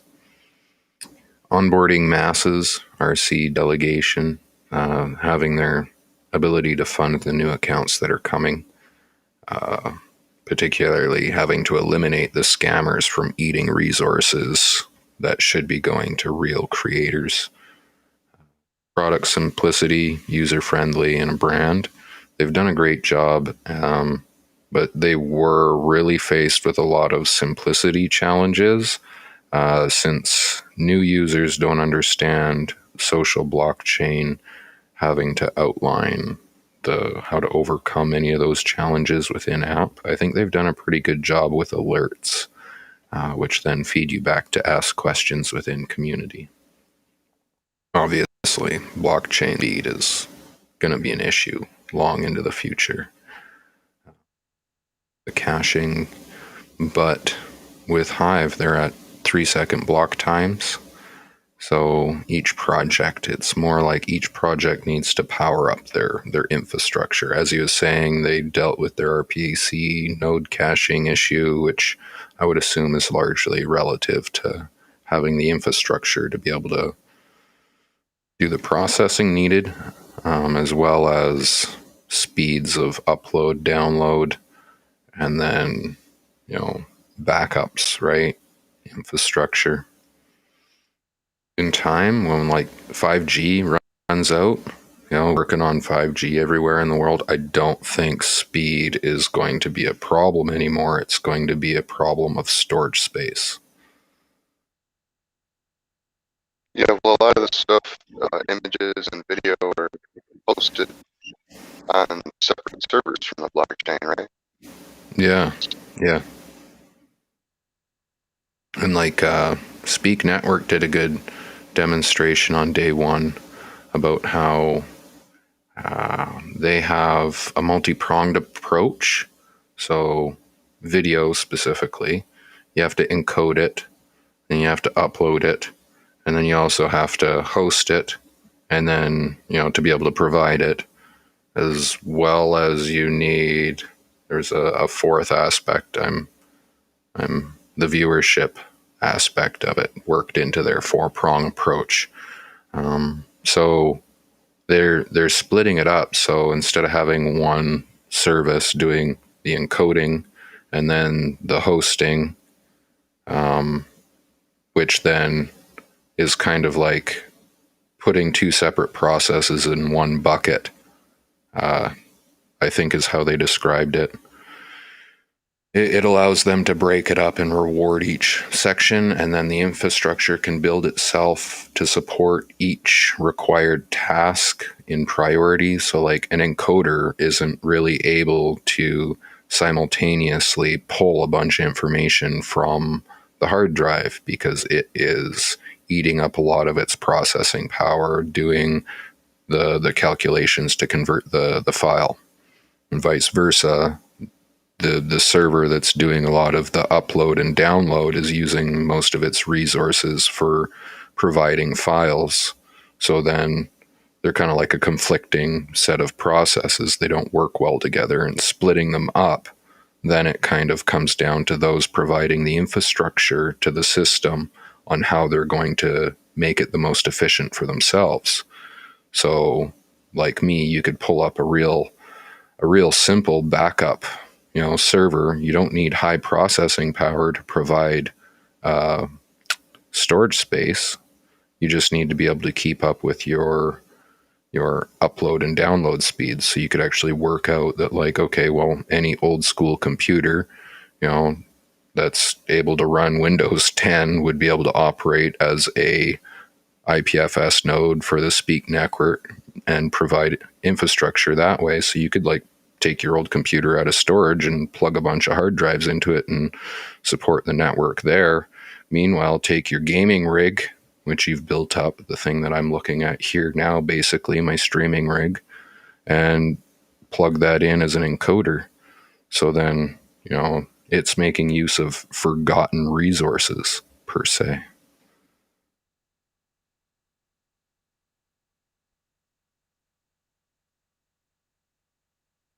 As we move into the future with that 5G, the speed of the equation will disappear, and eventually the demand for processing power is going to increase to go along with the storage. That's where I was, because as the speed of internet currently is the limitation to what we can store and readily stream, but when the day comes that we can stream 4K video everywhere in the world and store it, then the processing power of the device that's trying to store the information is actually going to go up as well. So that old technology, those limited resources that can currently provide what's needed for storage space, will quickly become obsolete as we, want to do virtual reality streaming and so on and so forth. I was 5G just is going to going to mention that. Yeah. It's like the idea that you're only as strong as your weakest link, right? So we have the hardware currently. I can take one of my old laptops, which they don't run solid state hard drives, and host a server for file uploads and downloads. But if I'm connecting that to a 5G connection, there's absolutely no way that the hardware is going to be able to keep up with the bandwidth power that the connection's providing, right? So in turn, that would limit the speed of uploads and downloads. If I'm fully understanding it correctly, I think that's the basic gist, right? Yeah, and then I guess it to kind of like bring that back to how it would still be functional is like even if it were providing a whole bunch of limited sections of resources, in total those resources come together and provide a very functional system, right? So all the general users around the world actually have enough resources sitting around their house to provide all that we need for our decentralized future and to be able to be rewarded and earn from it. It's just a matter of figuring out like the Speak network, how to utilize it, as well as then what the future is going to hold and building for that, like building for 5G. I'm seeing 5G phones being bought. People are talking about 5G. Is 5G live? Like, what does that actually mean? What's our new download speeds with phones? What are people going to be wanting us to stream at? That's crazy thoughts, because I can't do a 4K video stream from home. I couldn't do it. My computer couldn't handle it.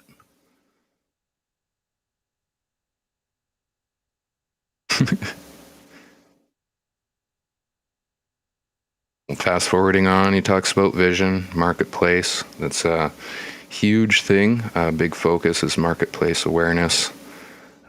Trying to further token as well as for like Hive, people realizing the importance around powering up to be able to continue earning and then rewarding other people and the networking effect.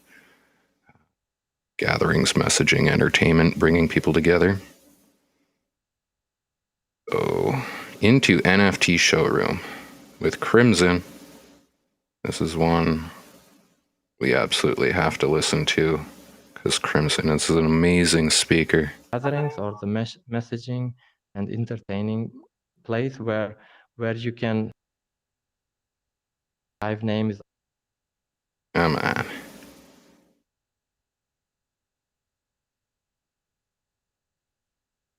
There we go. This should be the transition period.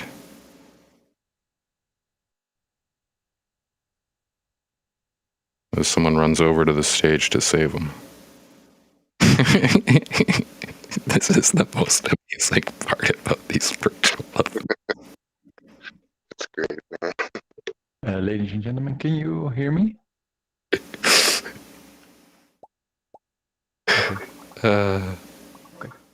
Okay. Well, that was a great presentation of Ecency. It's one of my favorite user interfaces next to PeakD and Hive Blog. Cannot be preferential, obviously, but pixel perfect design. And I mean, Hive Searcher, really, if you're looking for something on Hive, really, guys, use Hive Searcher because the engine really works really well. It's a beautiful piece of development nerdism. I should mention that I totally skipped over the Hive Searcher part. I recently just discovered Hive Searcher. I was trying to find, what was it? How to, and I knew I seen it somewhere in Hive and I couldn't find it anywhere, how to put a space in the channel names. If you look at our Discord in One Love, they all have spaces, and if you try to do that normally, you can't put a space in. But I found a character at one point on Hive that has a space on either side with a line. So it looks like there's a space, makes it kind of neat and refined, especially on mobile. Easier to highlight our little emoji thing going on we got. But I was able to find it using Hive Searcher.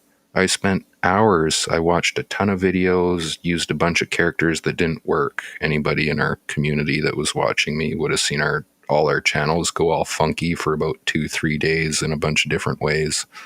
But it looks good now. So little shout out to Hive Searcher here for helping me find that. We're going to do up a video.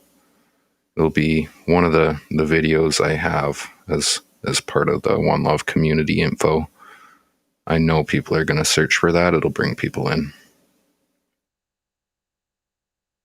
And you get great results. For example, you could type Roland P makeup and you would get a very funny video. You could actually see me in real life, how I look. Next up, I want to invite on the stage Krim. Hey Krim, how are you doing? Thanks for waiting. He's yes, engage. Hey, you're on the air, I guess, and my megaphone up. And I'm gonna release the presentations. Let's see if you can click them. All right. Let me look. Let's see. Yes. Yeah. It worked. Last year it didn't, but this year you can do it. Okay, ladies and gentlemen, the one and only female on stage. That's actually one thing, Prim, since you're here right now. I want to say, guys, I see many females in the audience. We have almost 50-50, how do you say, distribution of males and females and whatnots on the Hive blockchain. Next year, I expect a 50-50 percentage, right? If you have a team which consists of women and of men, please, ladies and gentlemen, let's show the diversity of this blockchain and have some more women on the stage, right? We are not the sausage fest here. We are the Hive Fest. It's the diversity fest, okay? Okay, having said that, Krim, please let us know more about the NFT showroom, its developments, and what you're gonna do next. Thanks a lot. All right. What an intro. Okay, so this is exciting because if you were here last year, you probably remember my slides chose not to work at all, and I made the whole thing up off the cuff. We're already in a slightly better position. Now, for those of you who don't know me, welcome to the blockchain. You probably do. You've probably run into me somewhere at some time, but I'm not going to go too far into that because this is not about me. I will say my journey on this blockchain and to meet all of you and, to fly around the world for HiveFest or for community gatherings started because I consider myself to be an artist.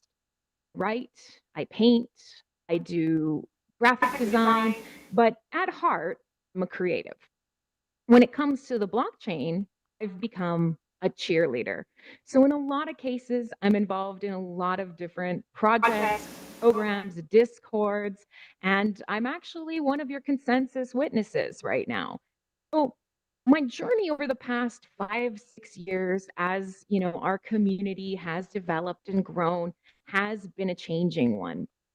There are so many projects that I love and that I reach out and I work with many of you, hopefully help you have a better time, create more cool things in our ecosystem. That being said, I will play favorites today. So one of the best things that happened to me on Hive when I first got here is I somehow stumbled into some of the best friendships of my lives. And the team that built sort of around me and around these similar ideas and interests and the love of all things to do with Hive grew into a little group of really creative, diverse people. And so NFT Showroom, you guys see me talking about it, but there is a small team of really awesome coders and artists and, tech people and outreach. And so it's a bigger thing than just me. But it's bigger than just NFT. It's a bigger What I'm thing gonna than just talk about me. today is a little different from last year. Oh, Last it's year, I not. got to get up here and I got to introduce NFT Showroom to all of you. And I talked a little bit about our dreams for having this website and this idea of NFTs and art in the Hive ecosystem, connecting outwards. You can read the thing behind me. That's the whole tagline. So here's to kind of go over, and let's see if I can get the presentation to work. Come on, baby. There you go. So this is what the website looks like today. Last year when I got up here, my presentation was, here's all the things we're going to do. We've just launched. We don't look that good yet. We're not functioning that great yet, but here's what we're going to do. This year, I get to get up here and I get to brag a little bit of what we have done and what you guys, I'm hoping, will continue to be a part of. So NFT Showroom is a marketplace for rare digital art. NFTs are the new hotness.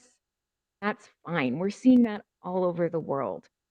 The past year, NFTs on Hive have obviously become a big deal with Splinterlands and especially across our gaming ecosystem. There's Rising Star and D-City and Crypto Brewmaster and, a number of other games that are really starting to explore this.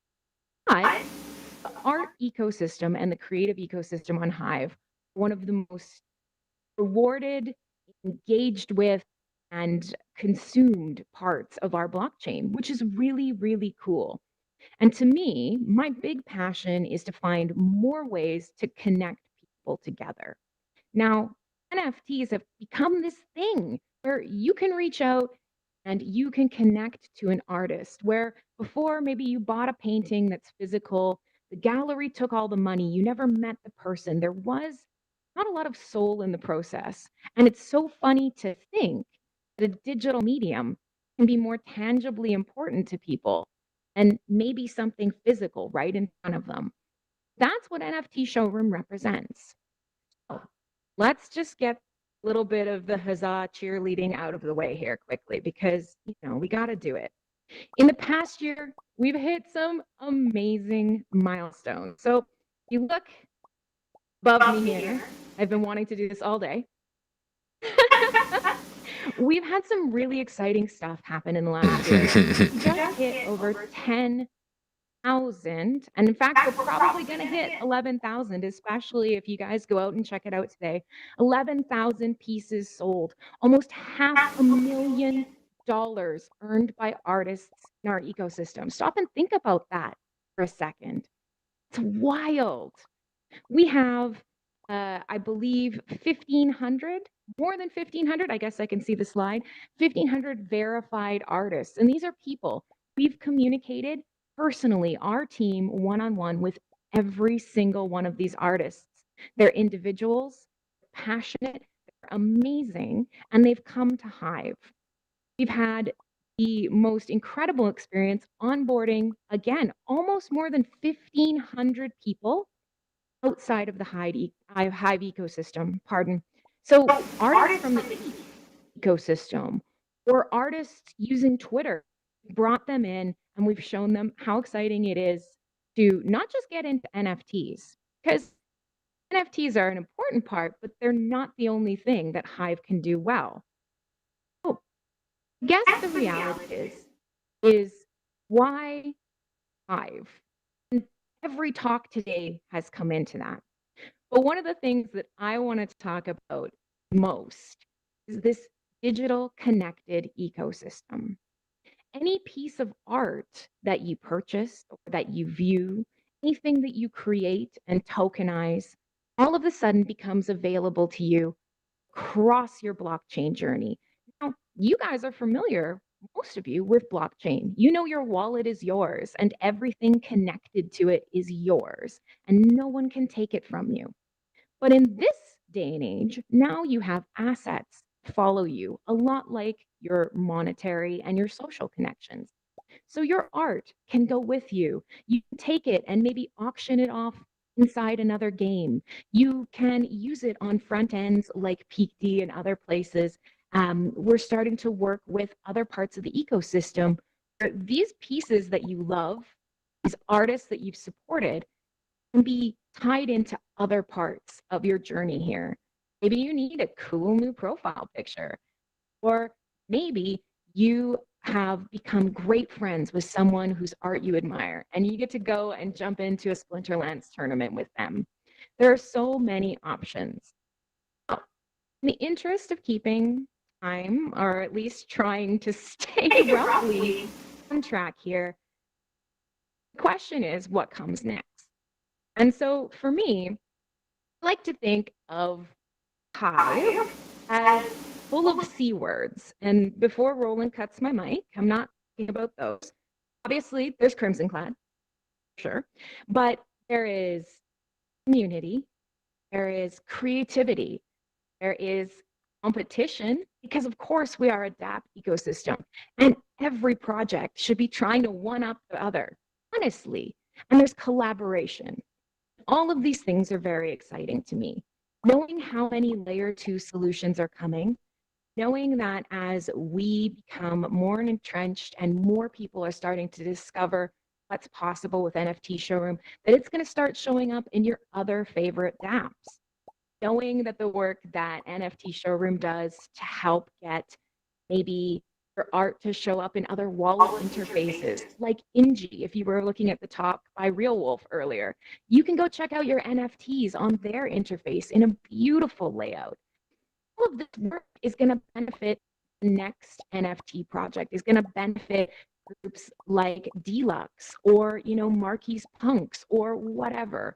So there is competition, there's collaboration. And I mean, I'm sure for many of you, there are some of that other keyword too. But the last part of what comes next is my favorite C word of all, and that is collectors.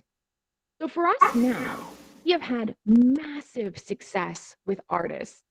And it's been so wonderful to see so many of you guys exploring your creativity and making art and taking a shot and discovering that people want to see what you do. For us at NFT Showroom, Amen. the roadmap from here on out becomes more about introducing art and connection to people. Collectors are a big part of that. Now, whether or not you want to get out there and spend a lot of money on art.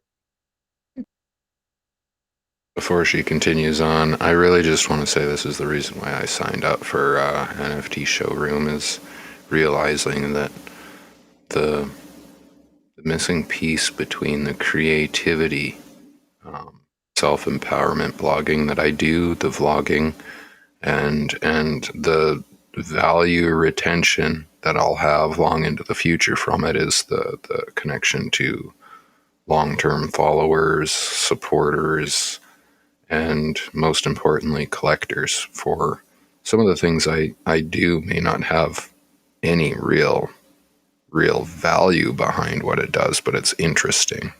And collectors can get involved with things that are interesting. And NFT Showroom gave me an opportunity to kind of think about what I want to present. So the first thing I did, I called it First Time Feels. So it was like my very first NFT. I called it First Time Feels. And it's jumping off a bridge into Bitcoin. It's a shot I took while I was out walking, had a little meditation, opened my eyes, beautiful moment, took a picture, decided I would do some editing to it. Never did anything with the image.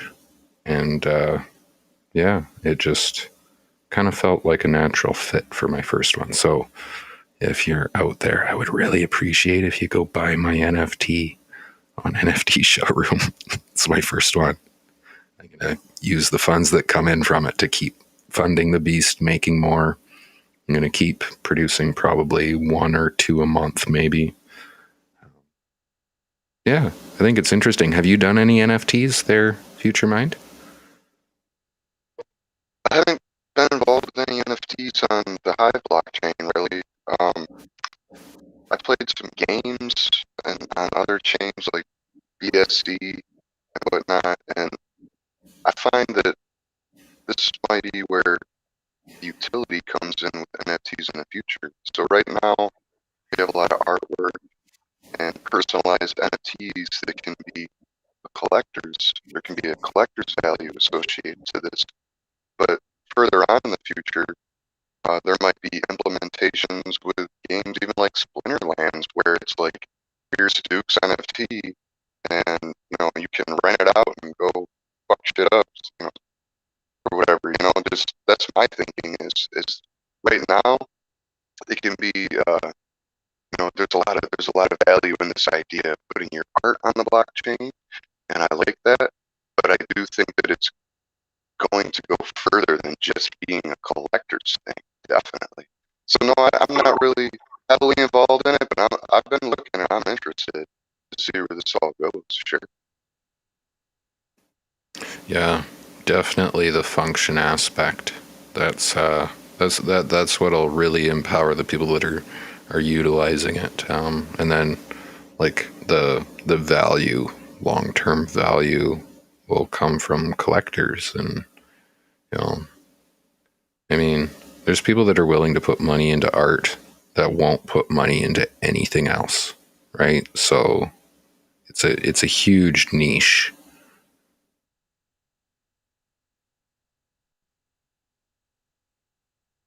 Continue with Crimson's wonderful talk here. Much love, Crimson. If you happen to view this, you should not feel any nervousness when you get up in front of that mic, because, my dear, you're so well spoken. The most important part. Our goals coming next will be a lot of gamification. It will be a lot of ways to explore and sort and discover art. And what I invite you guys to do, knowing now that we've had probably more than 5,000 unique accounts log into NFT Showroom, existing accounts from the Hive blockchain, what I would love to see from you guys is, if you haven't been to the site yet, go check it out. Go and take a look around. And one of the best things that you can do has nothing to do with money, nothing to do with even, understanding art, is spend some time looking around. You have an individual like system. If you see a piece of art and you're logged in with your blockchain account, then click on it, show the artist you like it. That's it. There's no money. It's not a vote. It's nothing. It's an interaction that's permanently locked to you and the people that you admire around you. It's a great way to kind of dip your toe into seeing what's out there. So that being said, I guess put this up here. This is one of my favorite little quotes on the website. And I mean, obviously, in the beginning, I guess there was blockchain, but in the beginning, there was nothing. Then there was art. For me, my journey on the blockchain started with posting pictures. In fact, one of a cat. Gandalf went out of his way to comment on it. Gandalf. And from there, I entered this insane spiral of, discovering what it's like to really get into server admin and node running and community building and project management and all of the rest. And all of that has come from being here on Hive. So maybe right now we're at the base level of nothing, but big things are coming. And I promise you, a lot of them start with art. So I'm guessing maybe we'll have some questions. Let you guys follow up with questions on the live stream. Review link is in the description. That is Crimson Clad with an excellent talk about NFT Showroom, the first platform on Hive that I've gotten involved with for NFTs, but not the last. I have intention to follow up with some of those cyberpunks, and most recently I was linked something about NFTs, which kind of seems interesting. But yeah, generally, okay. I am going to try produce some of my own kind of stuff, and hoping to get some guys interested for One Love. We could produce some community items and give them away, sell some, produce funds for the community, anything on community accounts produced by us for the community continues to be powered up and providing votes long into the future. Build this manual curation effort we got. Oh, you got a question? Go ahead. They're future mind. Yeah, Duke, I'm curious if you know, aside from artwork, is it possible to upload pictures into one of these NFTs? Because I'm one of the cannabis cultivators on the blockchain, and I would love to be able to take pictures of like my star plants that I grow and create some kind of bomb NFT with just a picture. Do you know, is that currently possible? Well, yeah, it's any sort of art, really. Was that a power flicker? Yeah. Okay, so warning going out here, guys. If I cut out, my power just had a big flicker. So, yeah, Victoria Island's getting a big windstorm if I cut out. Don't worry. I'll try pop back in. Hopefully it stays going long enough with my mobile on cellular.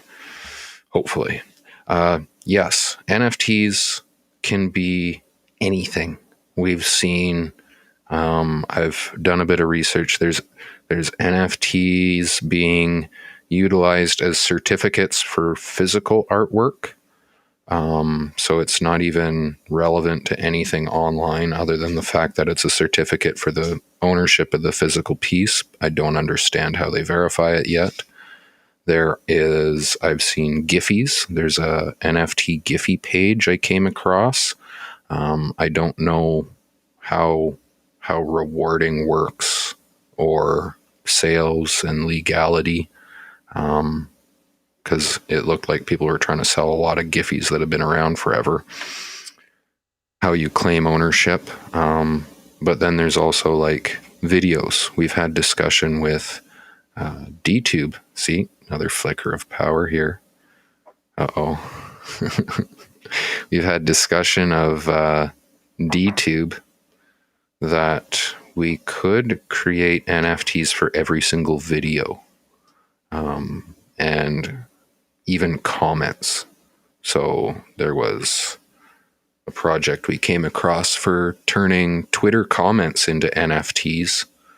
So you could turn any Twitter comment into an NFT, and the representation of so remains on the blockchain, even if the original comment is edited, with all the backsource linking to like, what would you call it? That web application, the drive for web pages that don't exist. I always forget the name of it.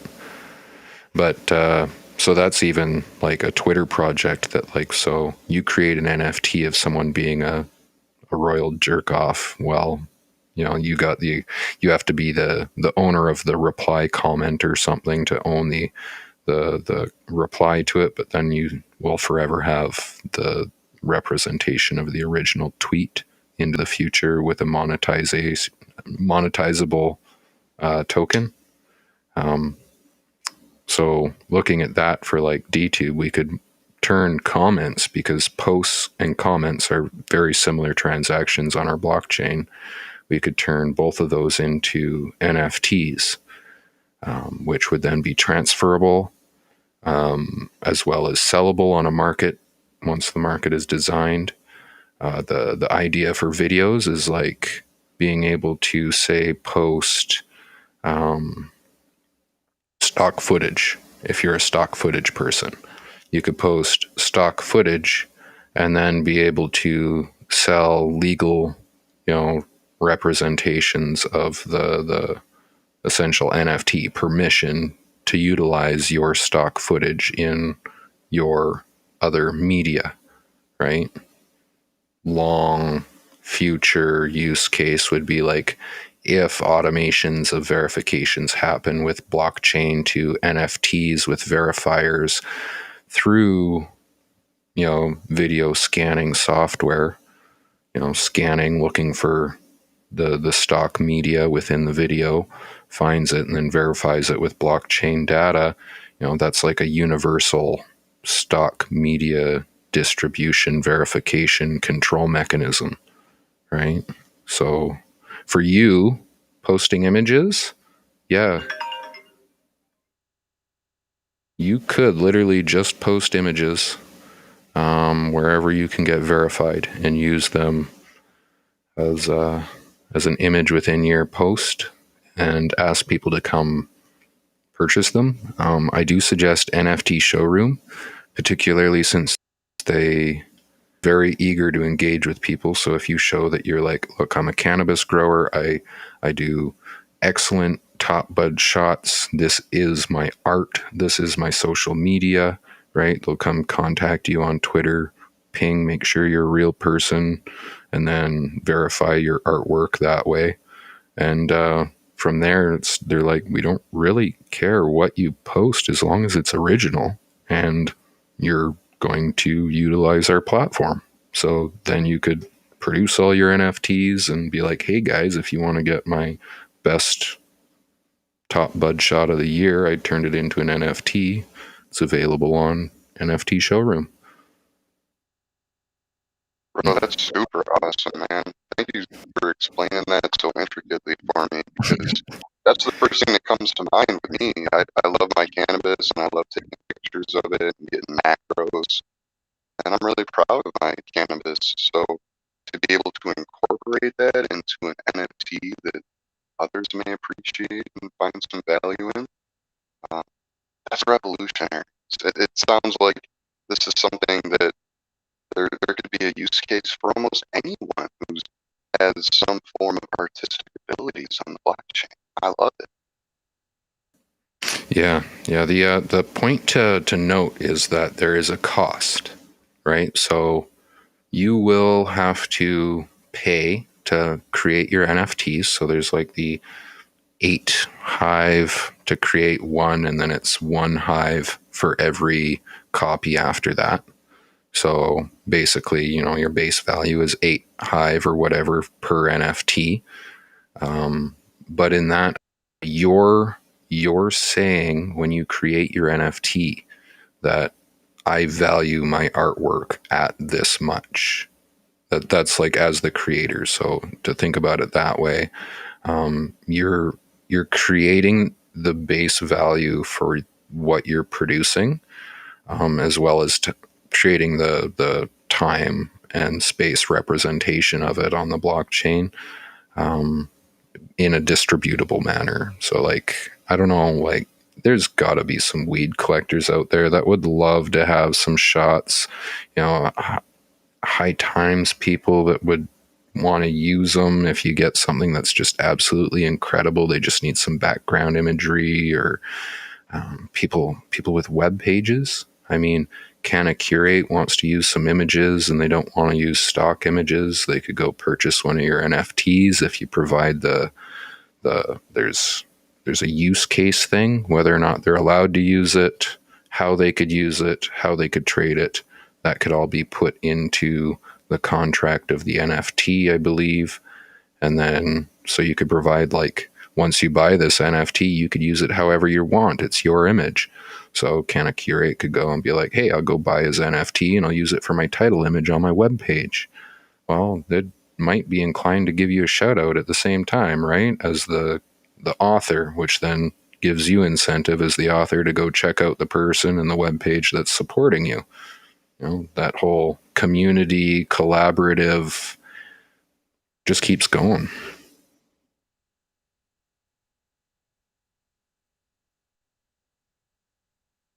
This was another one I was told to mention, value for value. It's supposed to be a podcasting DApp. Be the first I hear of it. So moving on from NFTs into hopefully some details about podcasting. Okay, that's looking good.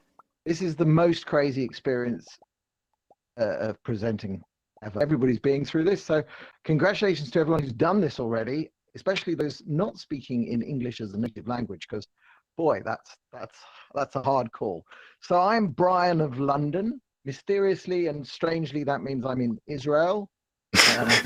And I'm talking today about value for value, whatever the heck that means, and a little bit about podping and about podcasting. And the reason I'm excited by podcasting, and the reason I'm bringing this mishmash and this mix of podcasting to Hive, goes back to the reason. Let's try. What is podcasting, and who is this strange fellow? If this was an audience participation thing, I'd ask the audience if anybody knows who this guy is. But if you're a child of the 80s and early Curry? 90s, yes, it is. I hear from that is Adam Curry, and that's how he used to look. I'm going to advance the years to 2005, and he's with a guy next to him called Adam Weiner. These two together combined to invent podcasting, because Dave Weiner, this guy, the guy on the left, he came up with RSS feeds, and Adam Curry told him, let's put MP3 audio files in those RSS feeds, and together that came podcasting. And podcasting is really interesting from the point of view of history of computers and stuff, because it's decentralized. It was decentralized long before Satoshi Sakamoto had invented blockchain. So, we like to think, this idea of decentralization, it exists well prior, of course, to blockchains. And a little bit about something I've put in place with a lot of help from people called podping. And this runs on the decentralized nature of podcasting. Podcasting is all about these RSS feeds. What I've shown here is these orange symbols. RSS feeds are just a text file, and the text file just says, this is my next podcast. This is my next podcast. And when you want to release a new podcast, just like posting on Hive, the RSS feed says, this is the next podcast. You change your text file and boom. How does that get out to all of the podcast players, all of the apps, and all of the indexes in the world? Well, that's a story. There's a lot of computer work that goes into checking what are now about 4 million podcast feeds in the world. And sometimes it's 8 minutes. Every 8 minutes, Apple, for example, will check all the RSS feeds. This is something I've really been trying to figure out how to utilize for our regular live streams, because we're doing a live stream.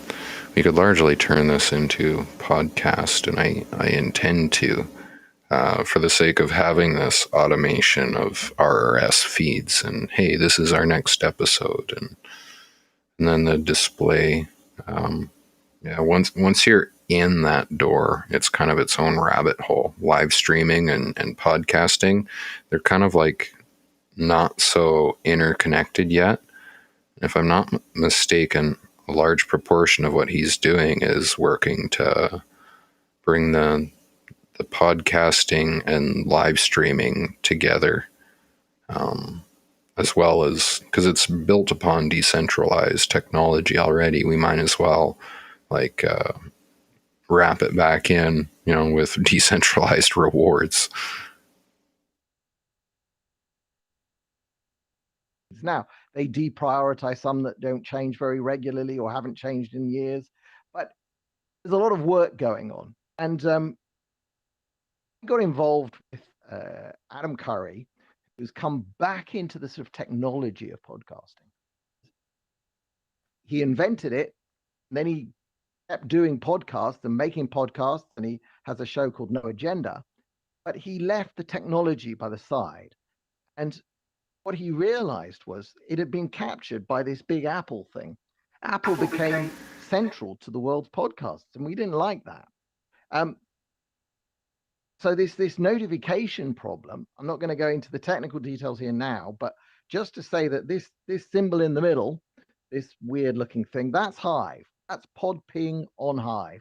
And what we've got running on Hive now, and it's been running for over 6 months without a hitch, is a global notification system. We've got about 7 major podcast hosts using it. They're notifying people of new episodes with it.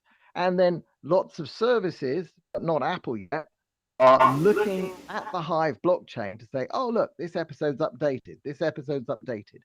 And only Hive can do this. Only Hive, with our very, very fast 3-second block times and our very low cost to use, i.e., nothing on a daily basis, but I've just had to invest some Hive power to keep this thing running. And I was given a grant, thankfully, by the Hive Fund, DHS. So thank you to all who voted for that. Anyway, that's PodPing. I can tell you more about that. But the real thing, and the title of this talk is Value for Value. And these two people, you wouldn't know them probably. They run a service which says to advertisers, we will check all of the media alongside which you're going to run adverts. And if those two girls do not like your political stance or something you've said in the past or the way you handle anything to do with modern, let's call it woke culture, they will call up your advertisers or the advertisers who might inadvertently run stuff alongside your website and say, you don't want to be advertising on that website. It's people like this and the service they run, they call it Check My Ads. They came from a background of something called Sleeping Giants. And this isn't new, actually. This was done actually in the 90s with the right wing were doing it with the moral majority. The reality, though, is, and this is something that Adam Curry has come up with, is that advertising itself leads to censorship.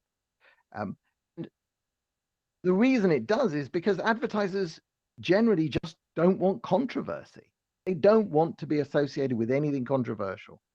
And the answer, really, to advertising is something that the internet should have had from the beginning, but it didn't.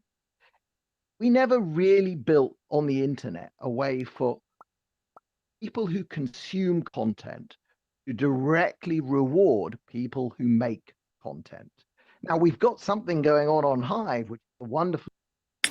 That's a genius way of putting it. Value for value. The people who consume the content directly relate to the value and reward of the content. You're going to have to remember how to encapsulate that. The whole reason why DTube doesn't have any advertisers or sponsors and why we rejected a giant deal from an investor is because we don't want to have any advertisers able to pull weight upon the platform. As stated, they want no controversy. So as an independent person, I can conduct myself, but when it comes to things like sponsorships, I have to be very careful about what I say and do. So that is apparent to me even just as a creator. Should be left to the individual, not with a corporate entity in between. Experiment, which is where we're all being rewarded with the inflation of our own system. We get upvotes. The upvotes lead to rewards and money. But that's it's a very interesting model, and I think it will work in communities and so on. But even more direct than that is where your audience actually pays you. It's a fine meal in a restaurant. You choose to tip at the end. You choose to pay for the meal. It's sort of not fast food. It's not something that's just given to you. You don't value it. And the number one, this idea of value for value is something that Adam Curry pioneered on his own podcast, which he's been doing for I don't know, 12 years now. They ask the audience for money. They have a whole system around that.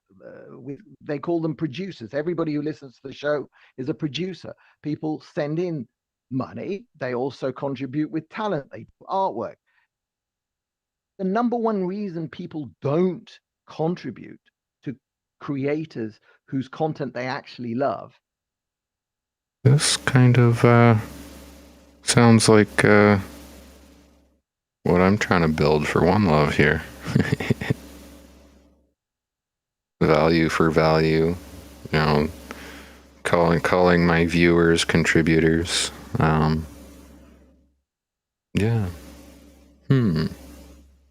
They just weren't asked properly.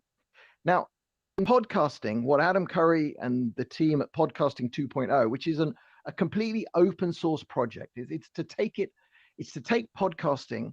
He's called it Podcasting 2.0. I'd like to jump it to Podcasting 3.0, but we'll stick with his nomenclature right now. Is to take it and to say, you've got a podcasting app. Inside your podcasting app, you have a wallet. They've gone with Lightning Network and Satoshis.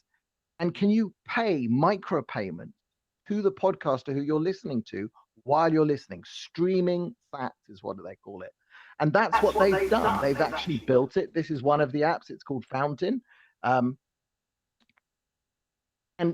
you can, while you're listening to a podcast, you can stream 20 sats, 30 sats, 100 sats per minute straight to the podcaster. It gets paid. Now, what I've built and what I've built on Hive is this thing right here, which is I take these Lightning payments and I convert them to you in your Hive wallet and send them directly on. And I've also created a way to turn Hive into sats. So if you want to get a wallet, like this is another one of the apps. It's called PodFriend. It has a wallet functionality built in. There's a wallet button.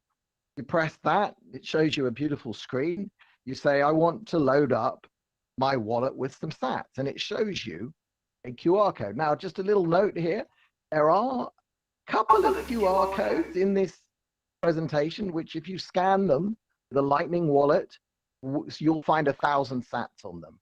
And then for the people in VR, later, at the end, there's a slide which gives you some instructions on how to collect 1,033 sats for free. So you'll see that at the end. Anyway, it might just be that this is one of those QR codes with 1,000 sats if you know how to click on it. But the system I built, and this actual website was built with the help of Ozbitbank. You take this QR code leads to a bunch of text, which is at the bottom. Horrible big thing. Lightning. We won't go into details of how Lightning works. You copy and paste that into a website. It gives you a Hive keychain pop-up that we're all familiar with. It says send some, and when you do that,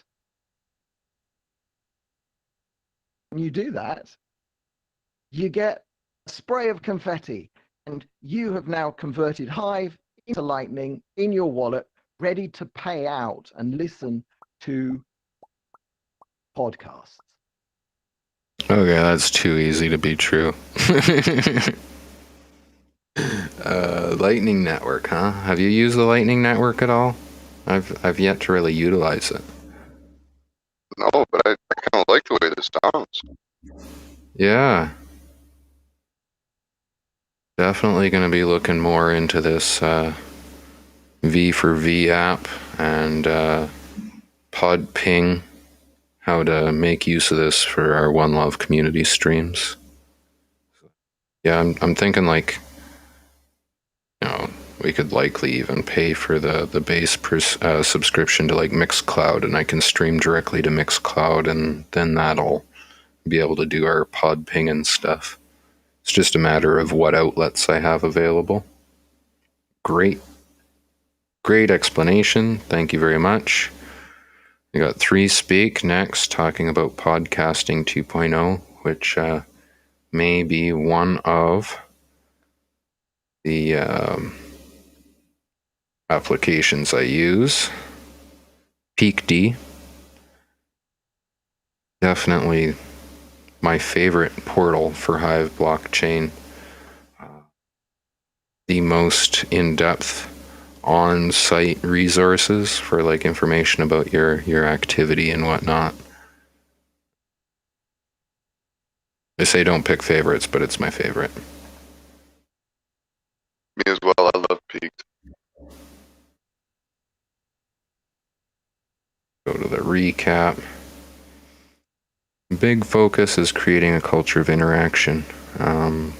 They welcome ideas from users and putting themselves in the shoes with multiple ways of listening. It's true.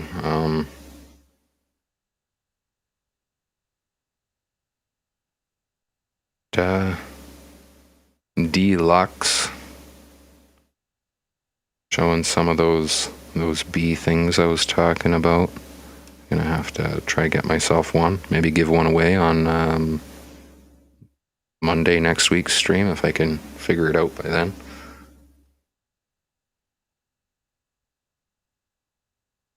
More NFTs.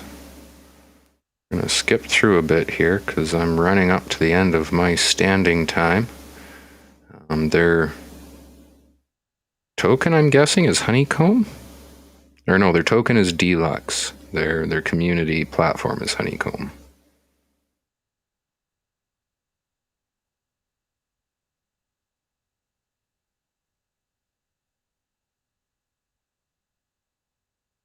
Let's see. What else do we got? D-Buzz. That's the decentralized Twitter. Now, myself, I haven't really used it at all.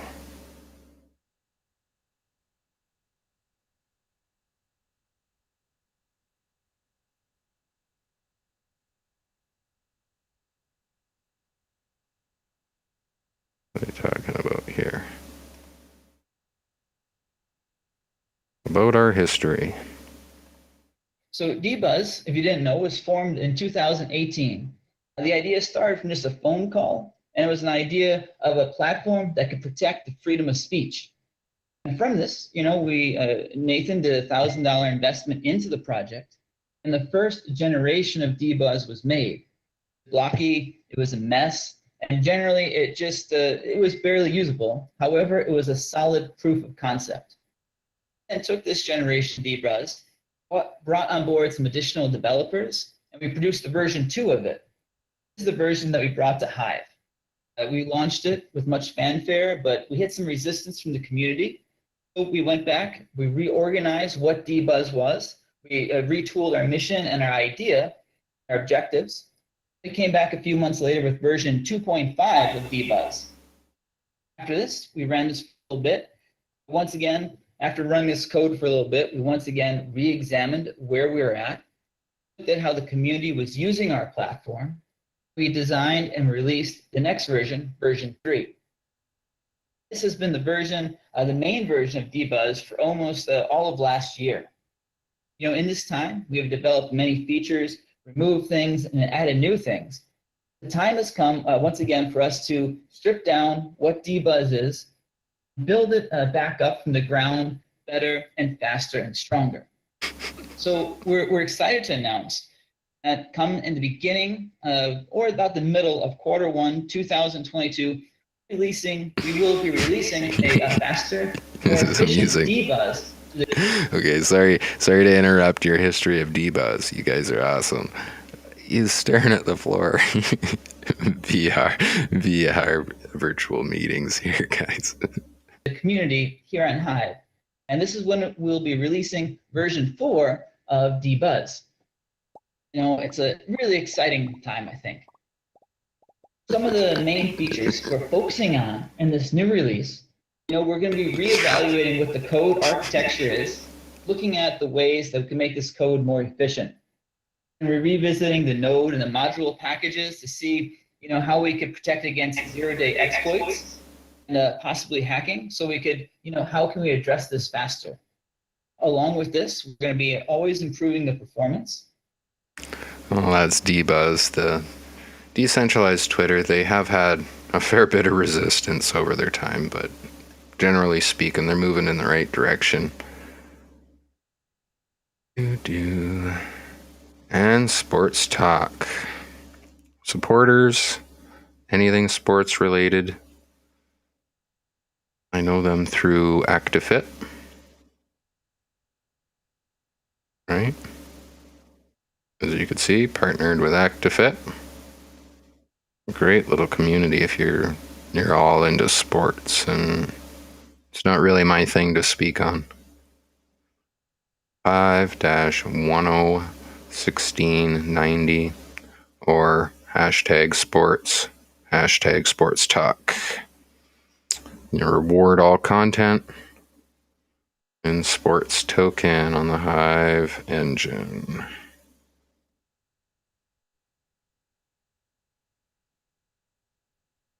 Sports governance system by Archon. Oh, that's interesting. Allows anyone to create proposals that can be carried out. Accounts controlled by sports-gov. All right.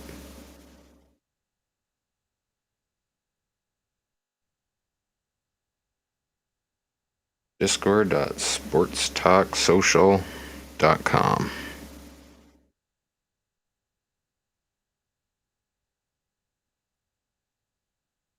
Alrighty, that's about it for me for today, guys. Just kind of quickly pop through and see what else pops up on me. Oceanplanet.io. Heard a lot about that on the blockchain.